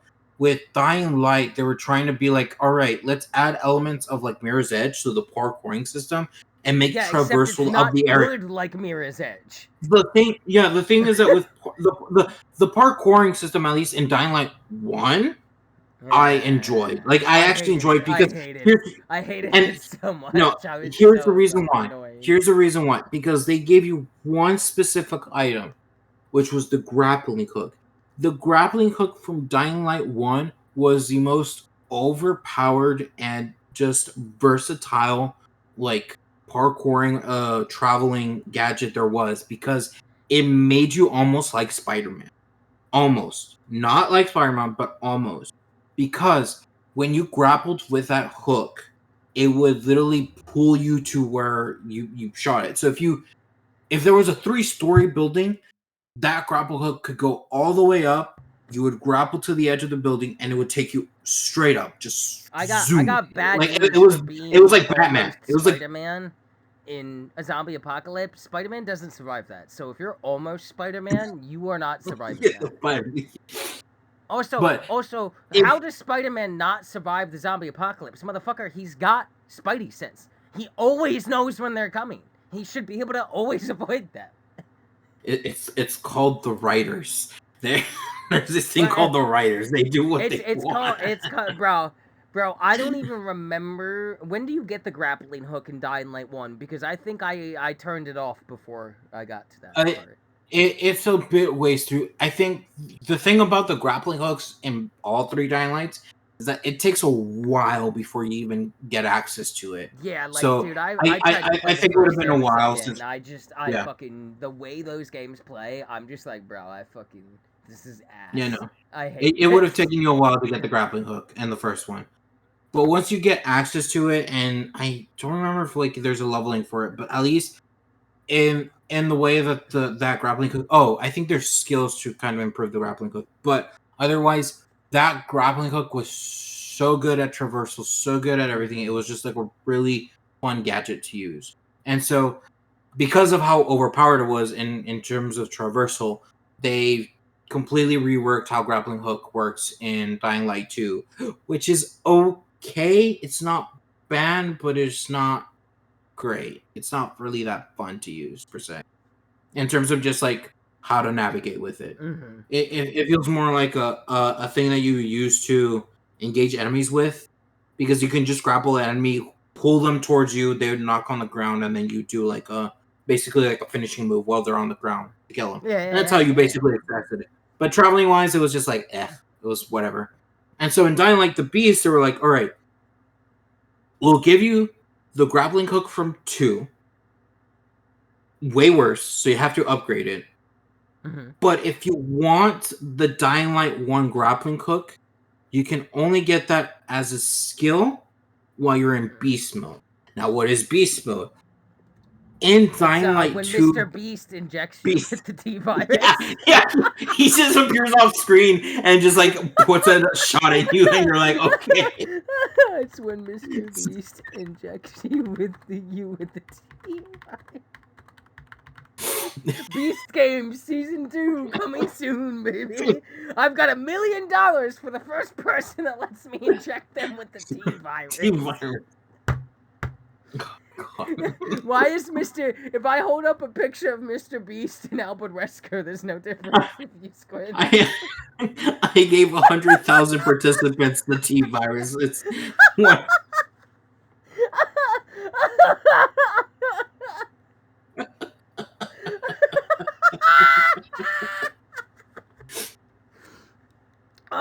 Oh god! Oh my god! That's incredible. Today, I'm here to offer someone $50,000 if they let me cut off all of their limbs. God Damn. Okay. Dude, he's such a jackass. Oh my god.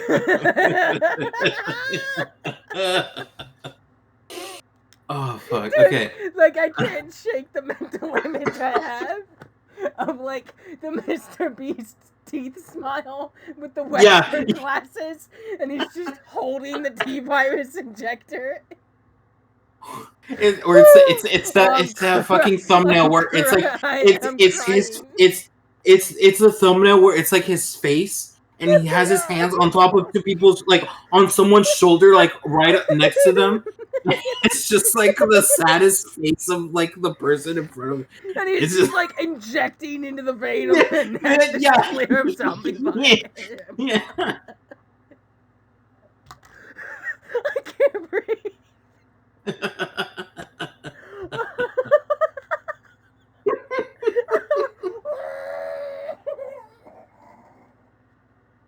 Oh fuck.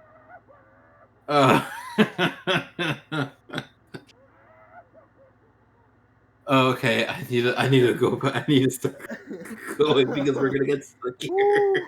So, I think it's just a quick rundown. In Dying Light 2, there was like you were infected and you might go berserk, and that was like you're going zombie mode. But and here it's the beast. So essentially, you just like go all roided up. You can like only melee attack. You get strong. You get fast, whatnot. And so essentially when you use the grappling hook in the beast mode as a skill, you can then literally pull yourself You've got to forward stop with saying it. the word the beast. That's the name. I can't do anything about it. It's just the name. Neither can the people that Mr. Beast injects with the T-virus, unfortunately. We're calling it the beast virus. We're calling it the beast virus. Oh, God. Oh, my God.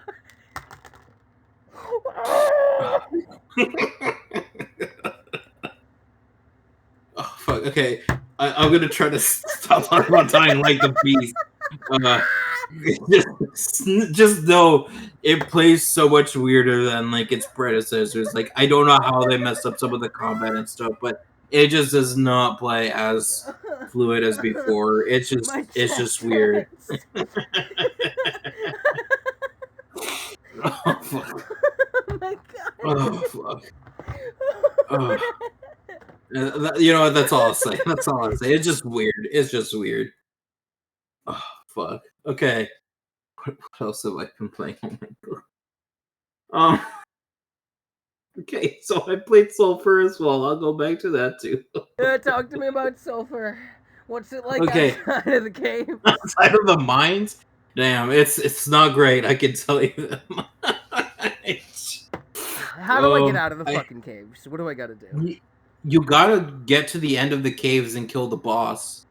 And then you just go up a shaft and then that's How big it. are these fucking caves, dude? It's apparently like what 7-8 sections. So as long as you keep falling down into the pit of like progression, you'll get to the end of the cave. Yeah, maybe fucking Christ. Ugh. Right. Maybe. So yeah. You know what? Maybe if I let him inject me with the beast virus, I'll be strong. It just keeps coming back. It's like coming back. Beast, unfortunately. Bro, when I worked at Walmart, they sold like Mr. Beast stuff in the toy section. Oh yeah. And now I just can't stop envisioning like walking through the Walmart and just seeing like Mr. Beast with the bee virus. And the pharmaceutical, the OT, over the counter. It's just a Mr. P virus you can pick up. Oh god, dude. Right next to the Tylenol and right next. Oh my god, man. Oh god. Oh fuck. Okay. Oh my god, we're gonna get sued. Sulfur. Yeah, once you get out the where do you go after you leave the caves? you get to the church. You go back to your old church. because you're a priest. That's the point. You're a priest trying to kill a witch. And you end up going back to your church in sulfur. Apparently, like that's kind of the whole point. The reason it's called sulfur is because the land that you're in is just considered sulfur. It's almost like purgatory but different. So, um, This is you a end up weird at the game. church. Yeah, it's a weird game. Uh, you end up back at the church, and there's like a few people there that you can talk to that are like vendors, Yeah, and I've been to the church a um, bunch of times. yeah. Oh, that you Yeah. escaped the caves then? Oh No! no, you returned back. Oh, you used the medallion to No, go. I Okay, yeah, returned back where I died. I haven't yeah. beaten the caves. Okay. Okay, so you get back because the thing is that when I did my first run, my first ever run, I went through the caves. Like I What the no fuck, issue, this guy? no issue on the caves, and then Bro, the that's some horse shit. I was like, my first run, I don't know, maybe the second, third dive down, like I went the first room I went into, like fucking Vampire Hunter D pulled out of a corner and like lit me up with a fucking Tommy gun and I died and I was just like, the fuck was that? Then like a run I did the other day, I think I was finally 4 dives down. First enemy I see is some kind of fucking cyborg man. And he killed me. And I was like, the fuck? Every time I get slightly further, there's like a super guy who's not a boss, but just like has 2 dogs with them and just blows my head off with a gun from the future. God, that's weird. I have not encountered that, so I'll see if I find that. But on at Yeah, you least haven't after the seen caves, Vampire Hunter D or Discount Cyborg from Teen Titans? No?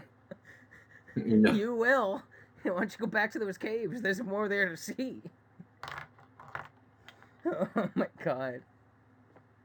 Oh God, So what's the area you get after the caves? the town, I guess I would call it, The because town. it's just a bunch of buildings, and there are like dogs, of course, but there are like humans that have guns now. So like you're not just dealing with goblins Awesome. with Cool. arrows. Great. Like now they Super. have guns, so it gets Awesome. spicy. I mean, it's pretty spicy now for me. Vampire Hunter D and Discount Cyborg are down there. I run into the vampire guy like every run now. He kills me. It's annoying. Yeah, I don't know what you're doing, but damn, the game I don't know hates what you. yeah, that's nothing new. But yeah, no, I got to that. I died in that section. So what I've been doing is because kind of what I feel like the whole point of this game is that you want to run the caves, so you get ammo, like just basically a bunch of like um weapons, ammo, and stuff like that after being the boss, and then you go into the second area more fully decked out, and then uh, you go in and with better equipment and just kind of go, because if you go there just straight as is, like if you just die and just go in there, it's a bit rough. It's rather hard to do. You probably could still do it, but it's just kind of Oh, rough. I'm But sure some freak of nature has already done it with like a oh yeah, no, brio I'm pretty pad or something. yeah. Yeah. But that's the area I'm stuck on right now. So I'm on the town. Mm-hmm. Um, I don't know what's after that. So Okay. Well, maybe I'll eventually join you in the town. We'll find out. we'll find out. We'll find out. All But right. yeah, let's You see. like it? Do you like playing this one? This Sulfur. one, I again, I Oh just don't. boy. I barely scratched the surface of it. So I don't know. I still don't know quite yet. Like the because like you're All right. saying, Fair enough. some of the mechanics of Fair it are enough. still kind of weird. So I still need to like kind of like get adjusted to it. But art Fair style enough. wise, I like it. I really do like Yeah, Sulfur. At least the look I of it. like the art style. I like the like vibe of it. Couldn't tell you what the fuck it's about or what's going on, but it's fun though. I do say I love the fact that there is boots that give you the coyote effect. That's what it's called, the coyote effect, and I think that's great. It's very funny. Um, but yeah, so I'll still giving it a look from time to time. The Yeah, next game I same for sure. played was Repo. That's I know that one's been out for quite some time, but I've barely. got it recently and started playing it with This is one friends. of those So games that like a bunch of streamers played that like I took a look at and my brain was like, yeah, I don't give two fucks about this. yeah, it's I think out of all the um uh co-op games that have come out, because it's like Repo, Lethal Company, Peak. Yeah, it's one of So those like, are you a I'm assuming. streamer with friends games is what I call it, like cuz that's how I hear about it and everyone on Twitch is fucking playing it for like 6 weeks straight. One of those games. Mhm. And every time one of those games comes out, usually Strippin's playing it and I'll watch it and like it's enjoyable to watch like him and his clown friends play it, but like Mhm. I can tell within like 5 minutes that I would hate every second of playing this with my friends. I would never enjoy this game. Ever. Like I just everything about these, I'm like, yeah, this is like a show I watch dudes run around in. I don't want to play this. Mhm. Yeah, no, I completely understand. That's kind of what I was wondering if I was gonna feel the same, because the thing about, Mm-hmm. because I played Lethal Company. Mm-hmm. There was another one that my friends I got, and I only played it a little bit. I don't remember what it's called. And then there's Fall Peak. Guys. No, not Fall Guys. There was something after Lethal Company that was in the same vein as Lethal Company. Oh, I don't even I remember, dude. it was weird. I don't remember what it's They're called. all weird to me. I have to look for it. But All right, well, either tell me way, about. I almost said, well, tell me about Peak, and then I was like, no, wait a minute, no, it's the other one. Tell me about no, Repo. it's the other one. Yeah. So Repo, I definitely enjoyed a bit more than the other ones, just because it has like it's a physics engine sort of deal. Like Does it they've have decided to any play more. connection to Repo the Genetic Opera? No, I don't think so. Well, damn, I tried. Yeah, I'm sorry. As am I. Uh, Carry on. so from my time playing Repo, Yeah. I have had some fun with it. I don't think it's one of those games where I'm like, I want to play it every single day. I So enjoy what playing you're it with saying friends. is it's not a biotic factor. It's not a biotic factor at all. Mm-hmm, mm-hmm. That's Vaughn's scale for Game of the Year, by the way. Just in case everybody Yeah. didn't know, I just now decided this, and not him. He doesn't get to decide it. I do. When we do our annual Game of the Year talk, he's gonna rate everything on a scale instead of 1 to 10. It's gonna be 1 to 10 abiotic factors. Factor. It's the stupidest fucking thing I've ever said. I don't even think that makes any sense. Mr. Beast would injected with the virus. He would just kick you.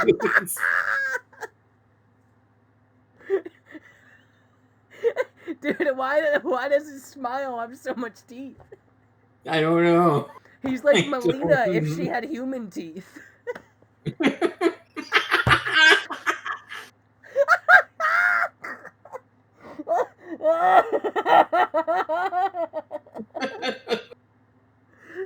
I'm not gonna be able to stop thinking about that anymore. Every time I see Mr. T, it's just Melina, but with normal teeth.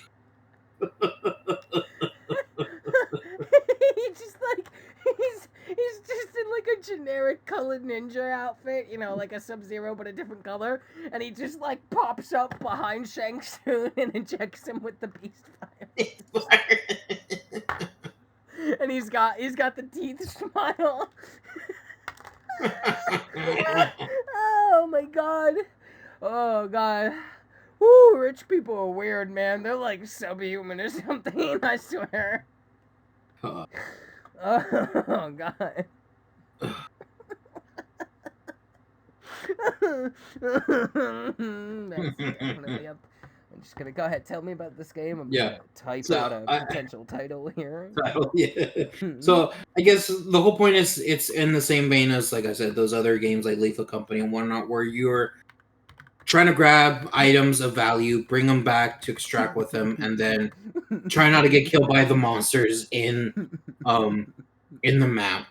And then as you Yeah, yeah, progress right. through multiple levels, Oh, more you have to get a bigger quota and so on and so forth. So it's a very simple game in that sense. The only thing is that why it's, I think, at least a bit more different than the others is because, one, it's a bit physics based, so everything that you interact with has physics to it. Like you can move the object around, you can do all that sort of thing. But like, if you throw something, like it has impact. Like there's like it can actually like hurt your players or can hurt the monsters as well. And like your character can turn like miniature, I guess, like a little like toy. And you can even your friends can pick you up in that way and like move you around to get to like different places or just fuck with you, however you want to play that game. So it can be kind of fun in that goofing around sense, and like you can, if your friends can kind of get into it, like you feel like, oh, you're coordinating and stuff like that. But apart from that, like there's fun in that just like few sessions that you play, but like all it does is that each time you progress through levels, it's just going to get harder. So you're going to reach the point where it just becomes so difficult that you cannot win, or just so difficult that it's just not worth playing. So I just see this more as like the game that you casually play with friends if you enjoy this sort of thing, and that's it. Like I don't think it's a I don't think it's like the one of the best games I ever played, but it's one of those games where like you'll have fun with it with friends, but that's it. What if the next DVD killer is just Mr. Beast? No. No. He's just running you down with his teeth. It's not Dead by Daylight anymore. It's Dead by Mr. Beast. It's Dead by Mr. Beast. That's how they're.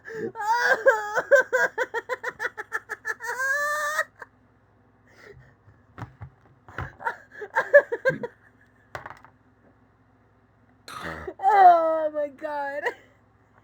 Every single time you start up the match, it's Mr. Beast commentates on like the start of it, just to be like, "Hey, everybody, it's Mr. Beast here, and here we're in a Dead by Daylight match.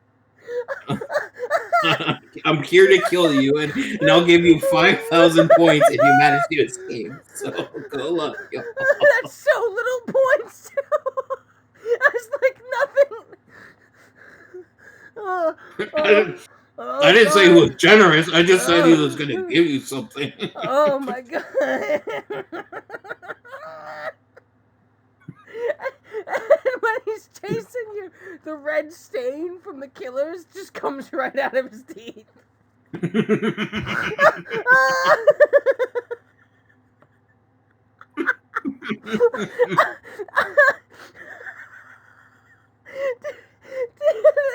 Dude, he's such a fucking weirdo. Oh my god. Oh god, dude. Woo. Oh my god. That's real horror. That's true horror right there. Yeah. He's narrating, but he never actually opens his mouth. It's just the teeth and the red light, but somehow he's speaking perfectly. Offering you a paltry sum if you escape, and you're like, but Mr. Beast, I can get 5,000 points if I just die, and I leave sooner. And then you get killed by me, Mr. B. Like most small YouTube channels. Yeah, exactly. Oh god. Oh wow! All right, we gotta stop making fun of we Mr. Beast before the come for us. Luckily, this show doesn't make any money, so he has no reason to come after So us. you're not getting anything. They're not getting anything. There's nothing to get, buddy. We do this for free, nerd. Oh my god. Oh, okay. Jesus Christ. Okay.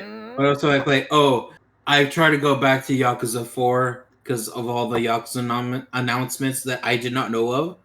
But I started playing it so I can finish through that shit and get on with the rest. And fuck, what else did I play? I think I've been. Oh, it's going rough because I completely forgot how this game plays. So I'm having to build the muscle back to again. Okay. But okay. I'll get to it. And then I played Helldivers 2 And I only want to bring that up because, It had like, a new update, right? yeah, so I frequently go back to it from time to time too for the war bonds and new weapons and stuff. But I feel like they I like recent, missed out my Helldivers 2 time. Like if I had played it as it came out like a lot, I Mhm. and like been able to like level up with the community, I would be super into it. But because like I didn't get it right away, and then when I did join, it was having that weird like dead period, and then by the time I tried it again, everyone is so far ahead of me that like even when I get people on like my difficulty, they just kind of are gods that annihilate everything, and I don't really get to play the game, so I don't enjoy it. Yeah, no, I completely understand. Which I sucks because that I was the biggest Helldivers 1 fan. I played the fuck out of Helldivers 1.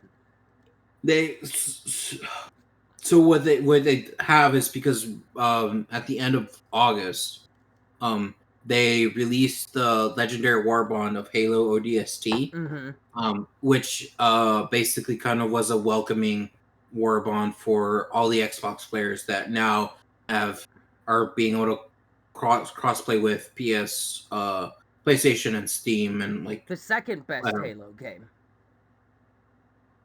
You know what? Fair. Mm-hmm. I Yeah, can understand. Yeah, yeah, yeah. yeah. We all know what the best one is. We don't need to have an argument about it. We all know. Halo 3. No. I Reach. don't.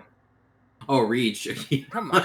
It's absolutely fucking Reach. Let me put it this way: the only two Halos you need to play are Reach and ODST. That's it. ODST. Okay. That's it, Fair. baby. Ain't none of that other shit matter. Ain't nobody care. I played ODST and Reach. I've actually with a friend. I actually went through all of Halo except 5 and Infinite.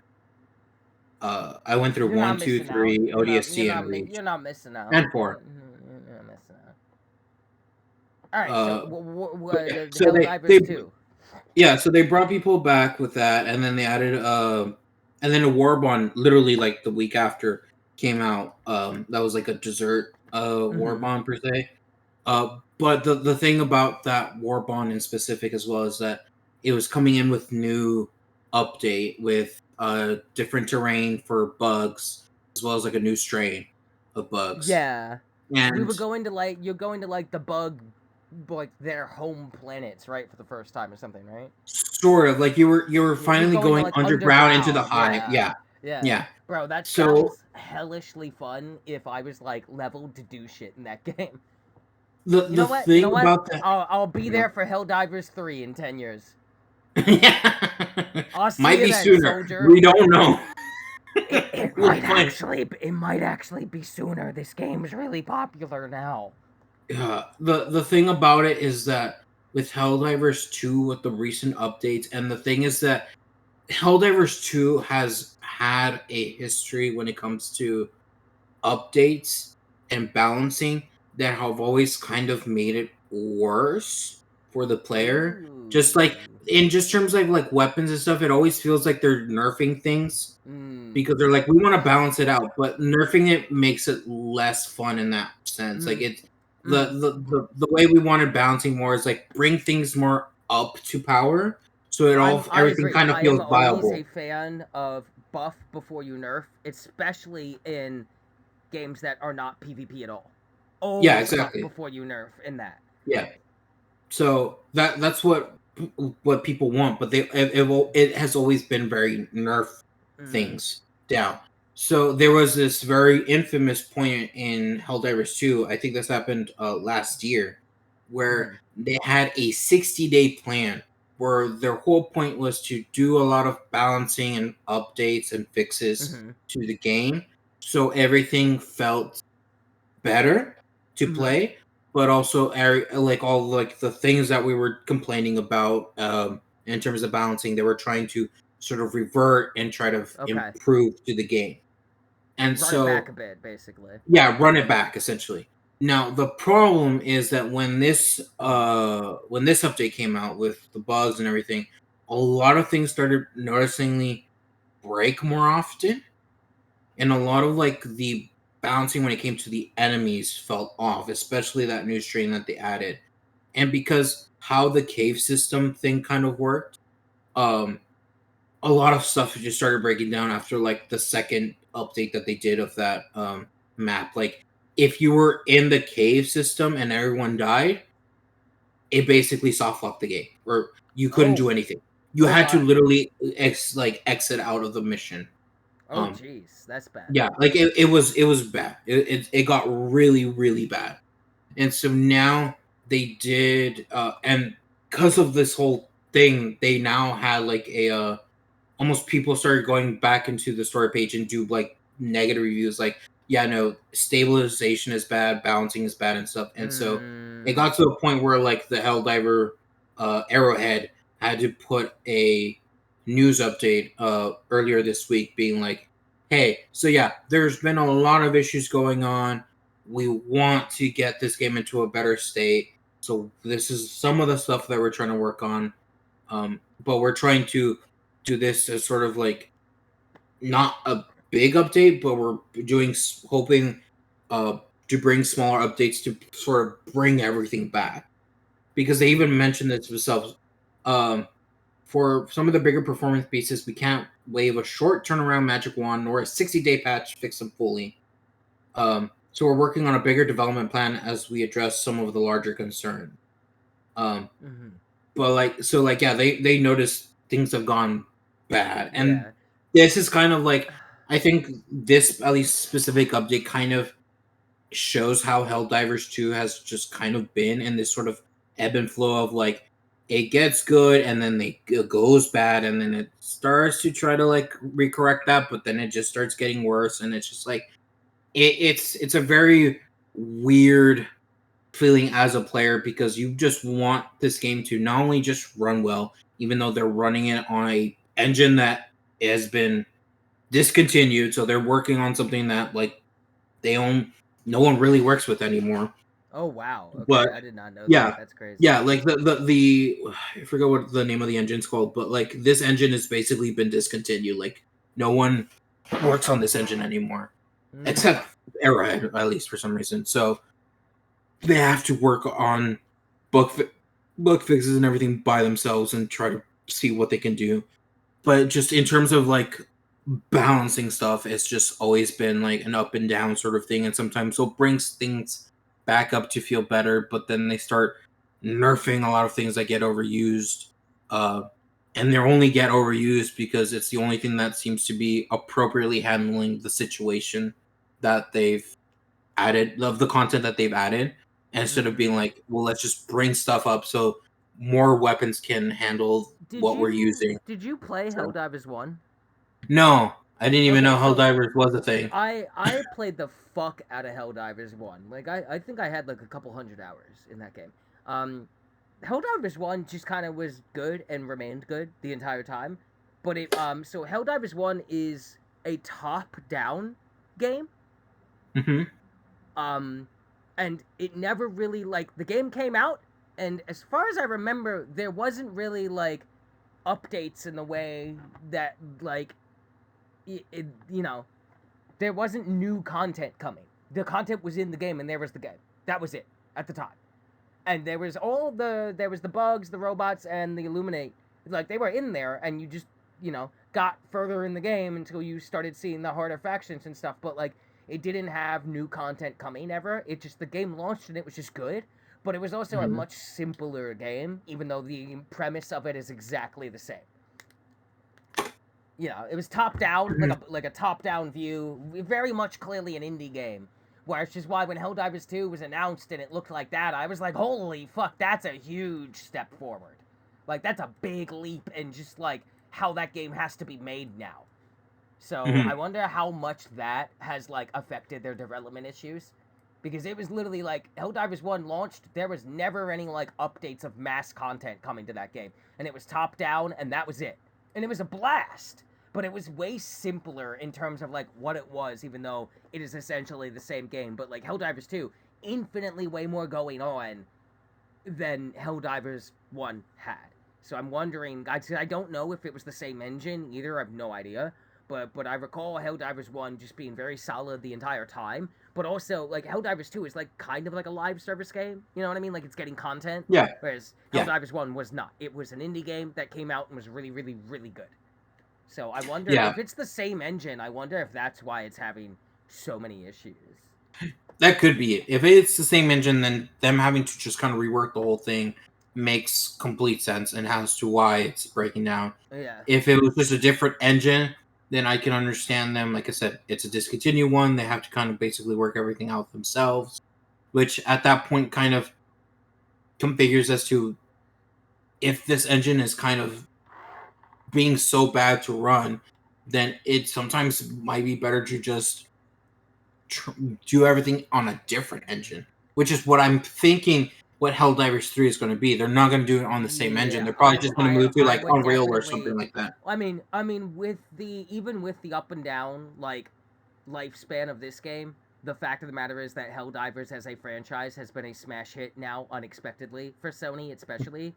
So at Yeah. this point, like I'm sure that if a Helldivers 3 is even on the table, Sony is probably more than willing to be like, hey, so like you know how like y'all made the live service game that actually succeeded even with its terminless up and down nature? What if we just like get you on a good engine that just works and you do it again, but gooder? I feel like that's Yeah. probably the likely outcome is that Helldivers 3 will have maybe more of a direct backing than Sony had on it before, and most likely, I think it would be insane for them to stay on an engine that literally is like obsolete and doesn't work, get made anymore, and has no further updates. Like, you're just holding yourself back as developers at that point. Hmm. Yeah. We'll definitely, I guess, see how it goes PS6, because PS7, somewhere around there. We'll see. yeah, probably around there. Yeah, yeah. Um. Yeah. Yeah. But All yeah. right, Well, you've been you've been playing I hope anything they just else? apart from that, it's just kind of been that. I Okay. think the only thing I guess I'll mention because we're gonna be moving Yeah. on to sort Yep. of news soon is that um Payday 3 is getting an overhaul in Mm. terms of their skills. Um Everyone's kind of being like, "Welcome back, Payday 2 skills," because they're bringing back similar trees and the similar skill Mm-hmm. Yeah, I progression get what you're as saying. Payday 2. So, but what they're doing is trying to make it, I guess, more like I wouldn't say friendlier, but and I don't know if intuitive because I don't think anyone would have thought this intuitive, but the way that their skill system is working is that there's like three skill trees and each one basically combines into a category per se. Like think of it like this category is like solar and then this one is like support or something, so on and so Mm-hmm. forth. Yeah, Right now yeah, they I have like got you. five Yeah. of them. So within those three skill trees, however, if you start going up one tree, as you progress through that tree and go up, you're essentially unlocking also this your because it's like in tiers, like tier 1, tier 2, tier 3, tier 4. So as long as you're unlocking tiers in one tree, you're unlocking tiers of those two other trees in that same category. Oh, okay, So I got you. you don't have to do investment in each skill tree to get up those tiers. Got As you. long as you're Yeah. doing it in one, you're progressing through the other tiers. So, like, if you get to tier 4 on one skill tree, that the tier 4s on the other two skill trees are also unlocked, and you can just put points into it without having to do everything else below it as Okay, well. I got you. Yeah. So, like, again, that's not something intuitive. Like, no one, the way skills have worked. But Mm-hmm. it has worked interestingly because that does mean you can essentially access the higher tiers without having to do point investments.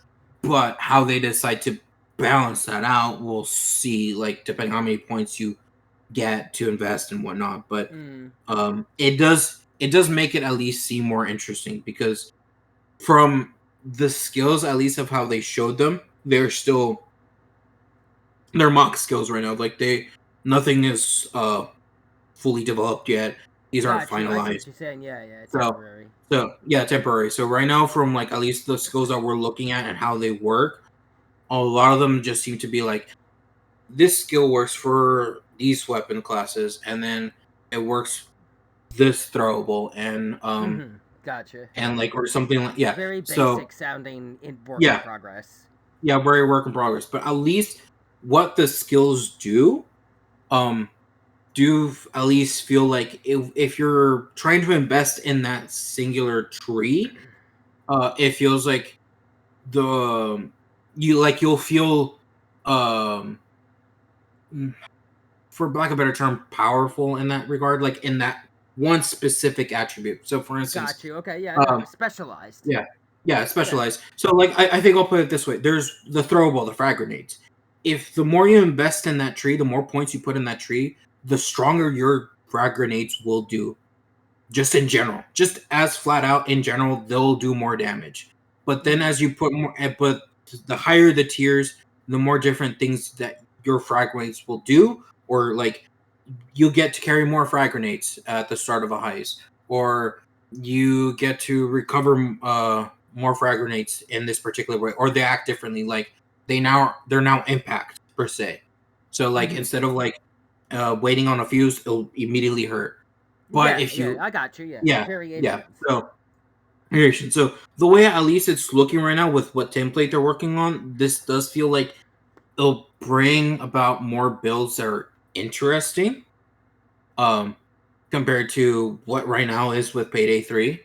So I am looking forward to that, and hopefully they actually manage to make that I feel recall you good. you say you well, anytime we've talked about Payday 3 as someone that doesn't play any of these games that you constantly will like Payday 3 is like okay, but it's just like clearly not as good as 2 in a lot of ways where it like clearly should be at least that good for the third game in the franchise.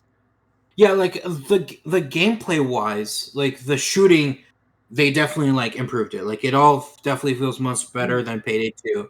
And even some of the stealthing sections feel a bit more not intuitive, but at least feel like actual progression. Like this feels like Got what you. should be the sequel progression. Like this is how if you were to change stealth into a new sequel, like this feels like what that progression would be. This feels Got like you. how Okay. it should work. Well, that's good to hear. That's finally like turning around because I know Yeah, that's been a stickler for a yeah. minute. Like that. Before we That's like shift into news, I'm gonna run to the bathroom. yeah. Go for it. I would say inflexible, because there was just a lot of things that you would just need. Like it almost felt like if you didn't run these skills, you kind of felt you're putting yourself in a worse spot per se. You just needed Got these you. skills almost. Yeah. So with this whole skill revamp and stuff like that, it will feel like at least builds will feel different enough and maybe even consistent enough that everything will be a little bit more viable and there will be more play styles to choose from and how you deal with um when you're going loud per se or how you deal with it when you're going quiet. Got you. Okay. So the awkwardness of I didn't hit unpause on the recording right away, so a bit of that isn't there, but it's fine. You were kind of just It's fine. recapping for a bit Yeah, there. just it was My just a bad. recap, which is Um, fine. But which yeah. I will say news wise about Payday as well. People are saying Payday 3 has been in a bad spot, which it has been. But everyone's been funny that's like, oh, Payday 3 did so bad that uh not Overkill. Some Starbreeze have now added Payday 2 subscription model. Have added a subscription model to Payday 2, which is Oh. extremely weird. But essentially for $5 a month, you can pay for a subscription model for Payday 2, so you have unlocked all the stuff at Payday 2. What? Like all the Okay. content. Yes, That's the. yes, All I right. know. I All right. know. All I right. know. And All that's right. not Well, the since worst we're part. just talking That's not about the worst no, part. no, since we're just talking about bad news, why don't we just transition right into the fact that EA is potentially going private traded stock owned by a Saudi company, Unity, and some kind of company owned by Jared Kushner. Yeah. Did you hear about that? No, I have not. Yeah, it's just recently been like a news thing that's rolling around as EA might be going like becoming a privately traded stock thing, controlled by like a Saudi company that already is known to have like quite a hand in video game industry over the years, and then Unity they're trustworthy, and then some kind of Jared Kushner financial thing. And now for a palate cleanser, after all that terrible stuff, we go to Vaughn with the Yakuza breakdown. Take it away, Vaughn. Oh, okay, all right. Yakuza. So we got. I can't even talk about the worst Power Parody too, but whatever. We Moving need on. some palate. We need palate cleanser. Okay, Bring us some okay. good. So Look, we've cool. got All good right. news this week. I promise. Good news. Just All right, hold good on. news. With Yakuza, they have now decided to bring back Yakuza 3 Kiwami. So it's now again the third remake essentially. Yeah, Uh, Yakuza 3 and Kiwami plus Dark Ties, whatever that is. okay, so what Dark Tides is supposed to be basically like the side story of Yakuza 3 where you're playing as the villain of Yakuza Oh, 3 okay, and okay, you're okay. basically kind of going through their story of like how did they end up in Yakuza 3? Like how did their story end up so you are now playing the events of Yakuza 3? Uh so it's very interesting. I actually do want to play that because it'd be Oh, I'm sure interesting of you are. That's how why I things. was. I literally Yeah, just yeah. have in my notes here, and now we go to Vaughn with the Yakuza breakdown. Like I'm passing it to you to tell me about the weather. Because like Yeah, exactly. I saw like in my YouTubes and like in articles the words Yakuza Kiwami 3 plus Dark Ties, and that there was a whatever that company is that makes Yakuza like thing, Yeah, RGT. and I just like glanced at it and just kind of typed in my notes, and now to Vaughn with the Yakuza breakdown. Take it away, Vaughn. Like I'm not gonna Yeah, research what any of that's about. I don't care. And I'm not going to uh, understand it anyway. But you're going to give me every detail I could have ever not needed or needed, because that's who you are. That's yeah. your slot in the news. I, I, I, If there's Yakuza news, he's got it. yeah. They did like a small stream of the. Vaughn's uncle actually secretly works at the Yakuza game Except, too. yeah, worked on the Ryoga Kotoku studio. The game, not the Yakuza, factually, just to be clear. Yeah, the game, please. Oh no. Please don't murder us, Mr. Yakuza, man. Please don't murder That's us, Mr. Yakuza. let me just type that up. Please keep telling me about Yakuza, please. Yeah, so for Yakuza 3, they're doing a whole remake of it. They're using their newer engines, so I think it's what they used for like a Gaiden, the man who erased his name, and the Pirate Yakuza in Hawaii. So the combat's gonna be a lot more akin to that than like previous Yakuza games. But in that regard, like it does feel like the combat's gonna be a lot more fluid. It's gonna be a bit more interesting as well.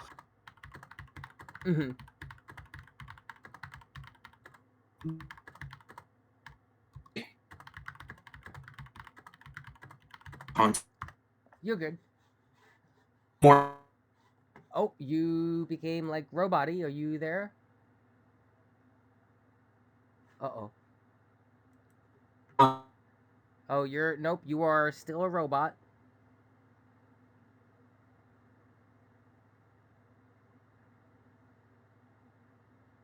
I don't know what's happened. I'm gonna pause the recording. Okay, cool. All right. You were talking about they were like using the new engine, so it's gonna play more like the Yakuza Pirate Hawaii thing. You said. Yeah, so it's gonna play more of the recent Yakuza Okay. brawlers. A little So more like the modern part, in the way those yeah, play. more modern. Okay. Yeah, Got you. and they're even adding like a new like style for Kiryu to play. It's gonna be interesting. Okay. But like yeah, they're adding more content, more cutscenes, more voice lines, different languages as well, which is great. But they're adding like also a lot of more side content into the story. Like right now, there's one where it's like you actually get to like play with the orphan children, like you get to do activities with them, than just it being like because the whole point of Kiryu in 3 is that he's in Okinawa, taking care of children, like in an orphanage. Like he was an orphan as well.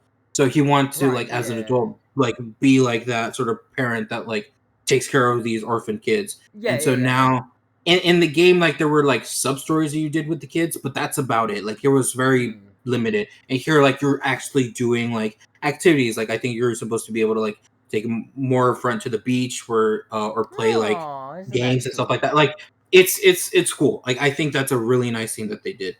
And there's something in reverse to Dark Tides. There's going to be like a different system as well in that regard, where like it's more focused on the character.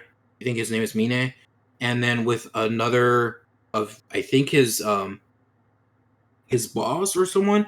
that like you also do like some sort of just activities that have multiple missions and Oh, stuff like okay. that that's supposed to kind of progress throughout the story, but like also affect just in general like how you interact with the world and whatnot.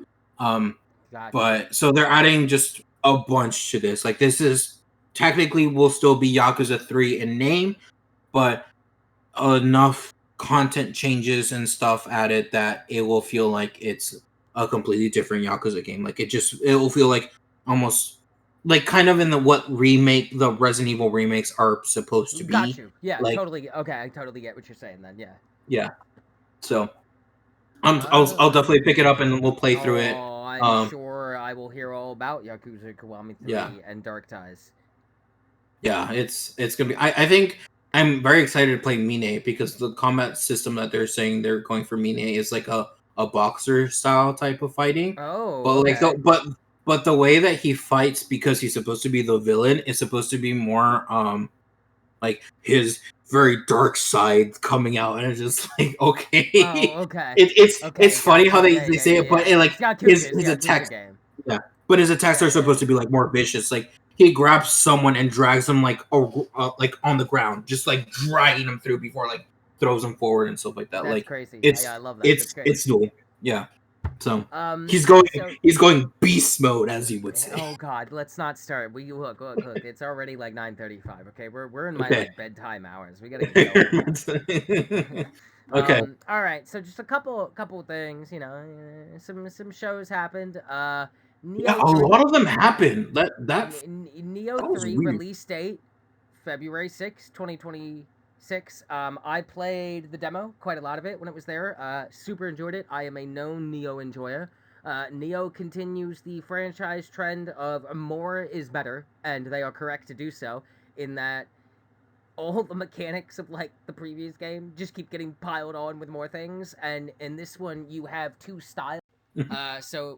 Neo 3 comes out February 6th next year. Neo 3 has this new thing called like the style system, where you're basically now you have two characters as one. That you have a button where you literally switch from samurai mode to ninja mode.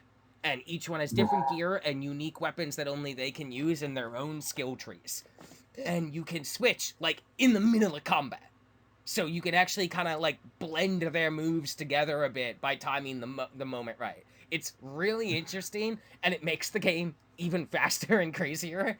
And it's like not open world, but like big, large missions to run around in. So that's gonna be pretty fun. More Neo is always my jam. I love how absolute nonsense it is. Can't wait.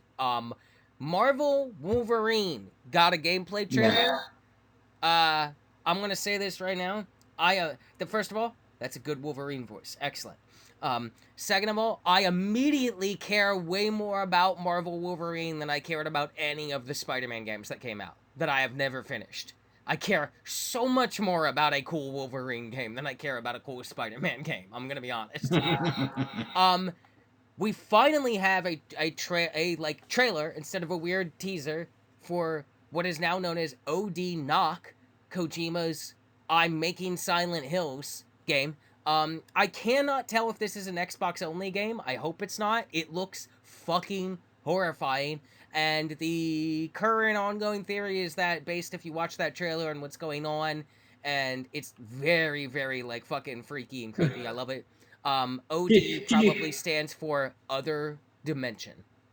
did you hear what he was saying about wanting to capture a ghost? Like No, he wanted no, he no. yeah. Hit me, hit me. He wanted to So mocap a Kojima's ghost. yes, Kojima wanted to capture a real life ghost so he could put it into the game. Hell yeah, hell yeah, Kojima-san. You know what? And you know what? He's right. He's I right. love that he's just like Tell me, Kojima has ever missed. I You just love can't. that, and the fact No, that no. he He's he, right. he even he even said himself that he at one point he had to go to a shrine and try to hope that one of his previous games wasn't haunted, but he is trying to somehow live capture a ghost so he can put it into the game. Um, yeah, That is that is peak Kojima. He has been unleashed ever since he escaped the chains of Konami, and I'm always going to be grateful because he's just gotten weirder, and I love it. And speaking of weird, Swery51 says you should play Hotel Barcelona. You like that? Yeah, I Yeah, saw that. yeah, yeah. You like the Swery51 there? Swery51 says you Uh, should just play Hotel Barcelona.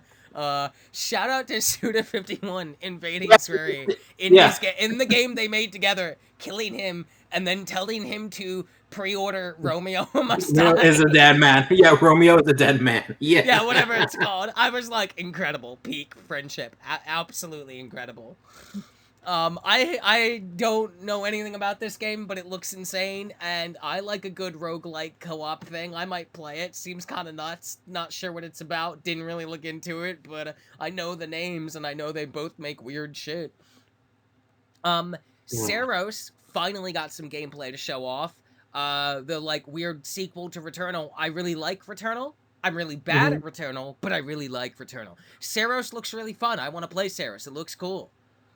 Dark Tide had an update, small-ish update. I'm not even at like a level enough to hit the new content, just some new weapons and stuff as well, new enemy types, but you know, can't complain about more Dark Tide.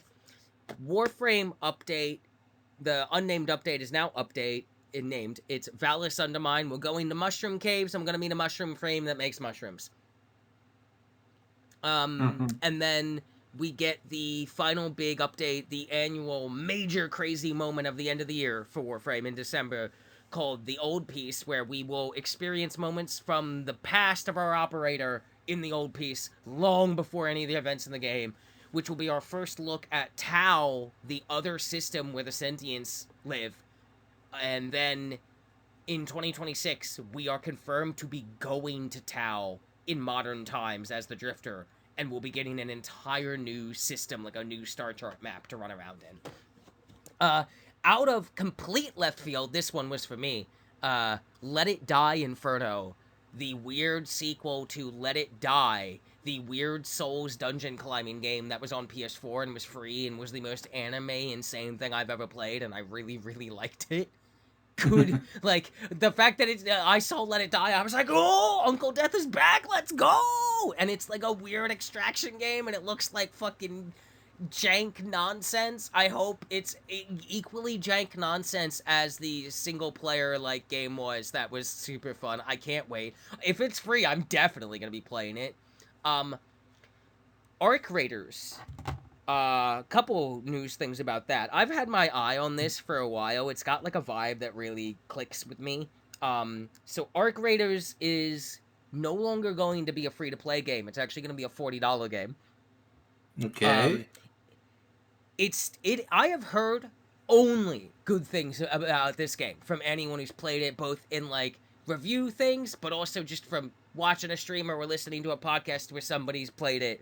People say like Arc Raiders is really good. Like when the marathon stuff was going on, there was a lot of people being like, while Bungie continues to flounder marathon, even though it has the coolest aesthetic ever, Arc Raiders continues to be maybe the best extraction game that's ever been invented in its earliest phases, is what I have heard.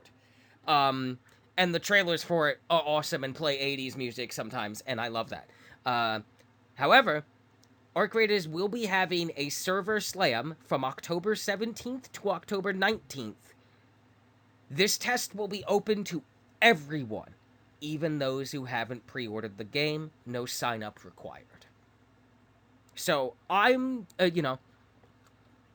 probably definitely gonna want to check that out because I love the aesthetic of it. It's got that like fun retro future aesthetic, and I love the idea of a good extraction game. If it's good, I'm in. The problem is none of them are good. Mhm. So we'll see. I appreciate the chance to play it. And then the big news, well, the big news, even though the real big news for this will be in 3 days. Black Ops 7.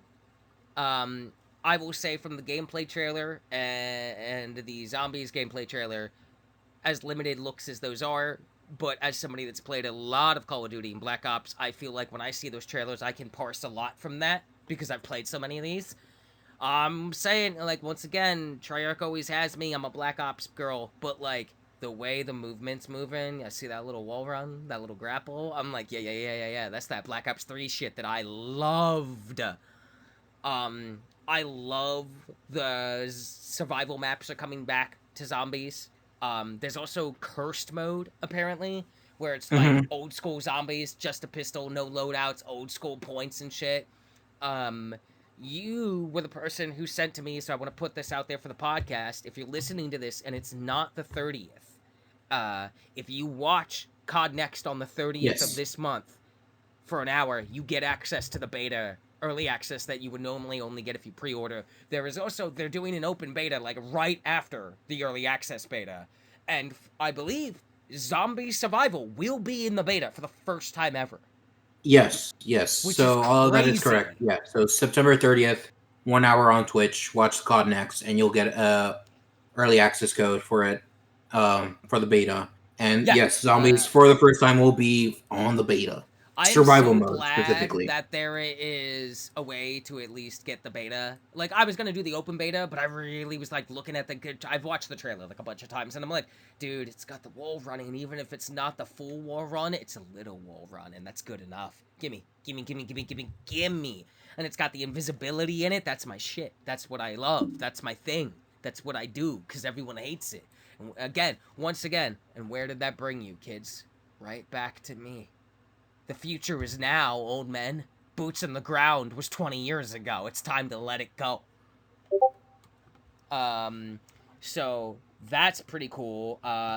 The weird part about COD Next being in 3 days, so we're talking about that next month. But hey, we'll talk about the beta and stuff then too, because we'll played it. Yeah, I will try to get So onto it. Yeah, I so mean, I'm trying definitely to. gonna play it, especially since I'll be able to get the early access. Like, yeah, I'm still, in that unemployed phase, and hopefully somewhere in there, my unemployment finally kicks in. They still have not paid me. They owe me like after tomorrow. I think they owe me 6 weeks worth. So, whenever that first payment, when it goes through, and they stop dicking around because the economy's so bad that unemployment is doubling like every month, so it's taking forever for shit to process. That first paycheck's gonna be nice. But I will definitely be playing that. I'm looking forward to it. Hopefully, everything lines up for me, or a job gives me an offer. I've put in like 60 something applications in 2 months and gotten 2 interviews out of all that. It's bad right now, guys, in America. It's trash. Yeah, Uh, it's awful. so yeah, that's pretty much. I just blitzed through it there. Do you have anything else to add to the news? I mean, what to say? There was like I was trying to mention, like there was a lot of like videos, like state of plays and stuff like that. There was a Nintendo, there was Sony, there was Xbox at the Tokyo Game Show, and even Capcom had their own spotlight as well. I mean, yeah, there's the Capcom Sea Viper is coming. She looks incredible. Mhm. Once again, every time I see any trailers for new stuff coming to Street Fighter 6, I'm like, I really want to play Street Fighter 6 someday. Someday. Um and then the 29th is the update for Monster Hunter Wilds, update 3, and the Final Fantasy Mhm. 14 crossover, and they've teased for update Yep. 4 in October. Gogmazios, I think it's called, is coming. I don't know nothing about him. He looks cool though. Can't wait. More Monster Hunter. Love Monster Hunter. Um, Other than that, Yeah, there. we've seen a little bit more of Resident Evil Yeah, Requiem, but not Requiem. a lot more, really. Not, I wouldn't say so. Like, I've looked at it, but like it's like Yeah, it's they're just giving little bits and pieces. They're little bits basically and just pieces. announcing that they're like, "Hey, if you're at the Tokyo Game Show, come and play the demo." And like, "Oh, hey, we're gonna be able to have Resident Evil Requiem on the Nintendo The Switch too." Switch, yeah. Which Like, I'm yeah, just that's like, I sort of couldn't the care less about that. yeah, Um, Silk Song's alive. It exists. People are yeah, it playing it. exists. That's a thing. Yeah, Yeah, I won't be playing it, but I believe it exists now because I've seen it. yeah. Now you do. Now you do. Yeah, now I do, and I was rightful to hold my belief. I'm no fool. Just because it says Just it's coming out doesn't mean it's yeah, coming yeah. out. Just like every time somebody's like, oh, no, no, Bloodborne clickbait article, I was like, I don't believe you. I'm not even gonna bother to click the article. I will believe Yeah, it just when Sony drops the word Bloodborne in a trailer immediately showing me Bloodborne. Then I will believe. Do I yeah, believe just it's like how impossible? No, it's definitely not impossible. We're getting an Okami sequel after 20-something years. 18 years. There's a very real world where Bloodborne gets its remaster and a sequel. Whether that's gonna happen on the PS5 or later, I don't fucking know. But I live in a wacky world where it could be the PS8 by the time the fucking Bloodborne gets its due. Who knows? Guess what? Yeah, I'll still love it even then. It'll look great. It'll run at 60 frames. Who cares? Yeah, we had, like, for instance, we had Scalebound, that Xbox One from Platinum Games that had gameplay, and then it was gone. We had the Deep Down from Capcom, had gameplay, and then never came out. So, you know. Deep Down's a long time ago now. Also, again, they continue to try to make me care slightly at all about Pragmata, and every time they mention the word Pragmata, I care less than I did before. And I'm still interested in it, so I I'll wait. continue to stand by that every time anyone has given me more information about Pragmata or talked about, like, their experience playing it, like, I've listened to the Max videos and stuff, every time I've been given more information about this game, whether from a developer or an IGN or from someone like Max who got his hands on it, I hate it more based on what they're telling me. Like, the more I know of this game, the more I'm like, this sounds like the most mediocre, awful thing I've ever seen in my life that's just padded with mixed mechanics that aren't going to mesh well, and you're all just drinking the fucking Kool-Aid. And Deep Down died for this shit? I couldn't I don't know if it died for care. that specifically. I couldn't care less about Pragmata. I think it's the most uninteresting looking thing. And when people like, you solve puzzles while you shoot, I'm like, that's like the worst thing you could have ever said. Ever in your life. Like, I don't want to do that. And you can't convince me that I do. Like, listening to Max describe how it, like, lit up different parts of his brain at the same time. And I'm like, bro, I can just do that by lighting a joint. I don't need to pay Capcom $70 for their mediocre NASA game, okay? Like, I can just go buy some weed, bro. I can just do drugs and achieve the same thing quicker and better and for less money. I don't know. I just, like, every time I hear about Pragmata, I'm like, this sounds like the worst thing ever. I don't understand why everyone loves this. But actually, I think it's only Maximilian who seems to love it. Actually, I don't think I've ever. I'm interested in it, so I haven't heard anyone else, like, in the entertainment aspect of this industry talk about it at all. Now that I think about it, Max is the only person. Max, is this secretly a fighting game? Did they let you play, like, Street Fighter early? Is that how they got you? Like, what's going on? I don't get it. He's the only person out of any podcast or thing I watch, the only person who's even remotely talked about it. Half the people I listen to, like, on podcasts or shit, they'll just be like, what is that? Oh, that thing? I forgot that existed. I don't couldn't care less about the Pragmata. Yeah, I'll look into it. Here's the one thing I'll say. Here's the one thing I'll say about at least for all games. I think I'm kind of done at the $70 price point.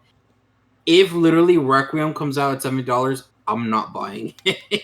Okay, so guess what? Most games are probably going to be $70. Then I'm not buying it until later. I'm just gonna wait. Yeah, that's the new price. And unless most people are willing to wait, that's never going to go down again, except on sales, right? Like, because it was 60 for all of, like, PS2, 3, 4, and most of 5. It's only increased recently for the later half of this console generation. Like, depends on the game. I don't own Ghost of Tsushima. I would like to get paid in time, Ghost of Yotei, to buy it. I bet you I will say it's worth 70 after I play it. Both God of Wars that I played, those are worth 70. I didn't have to pay 70 for them because that was before that, but they're worth it. I've played some games that are worth 70 because that's not that much of a difference, but, like, at the same time, I've also played a bunch of games that I'm like, this is not worth 70.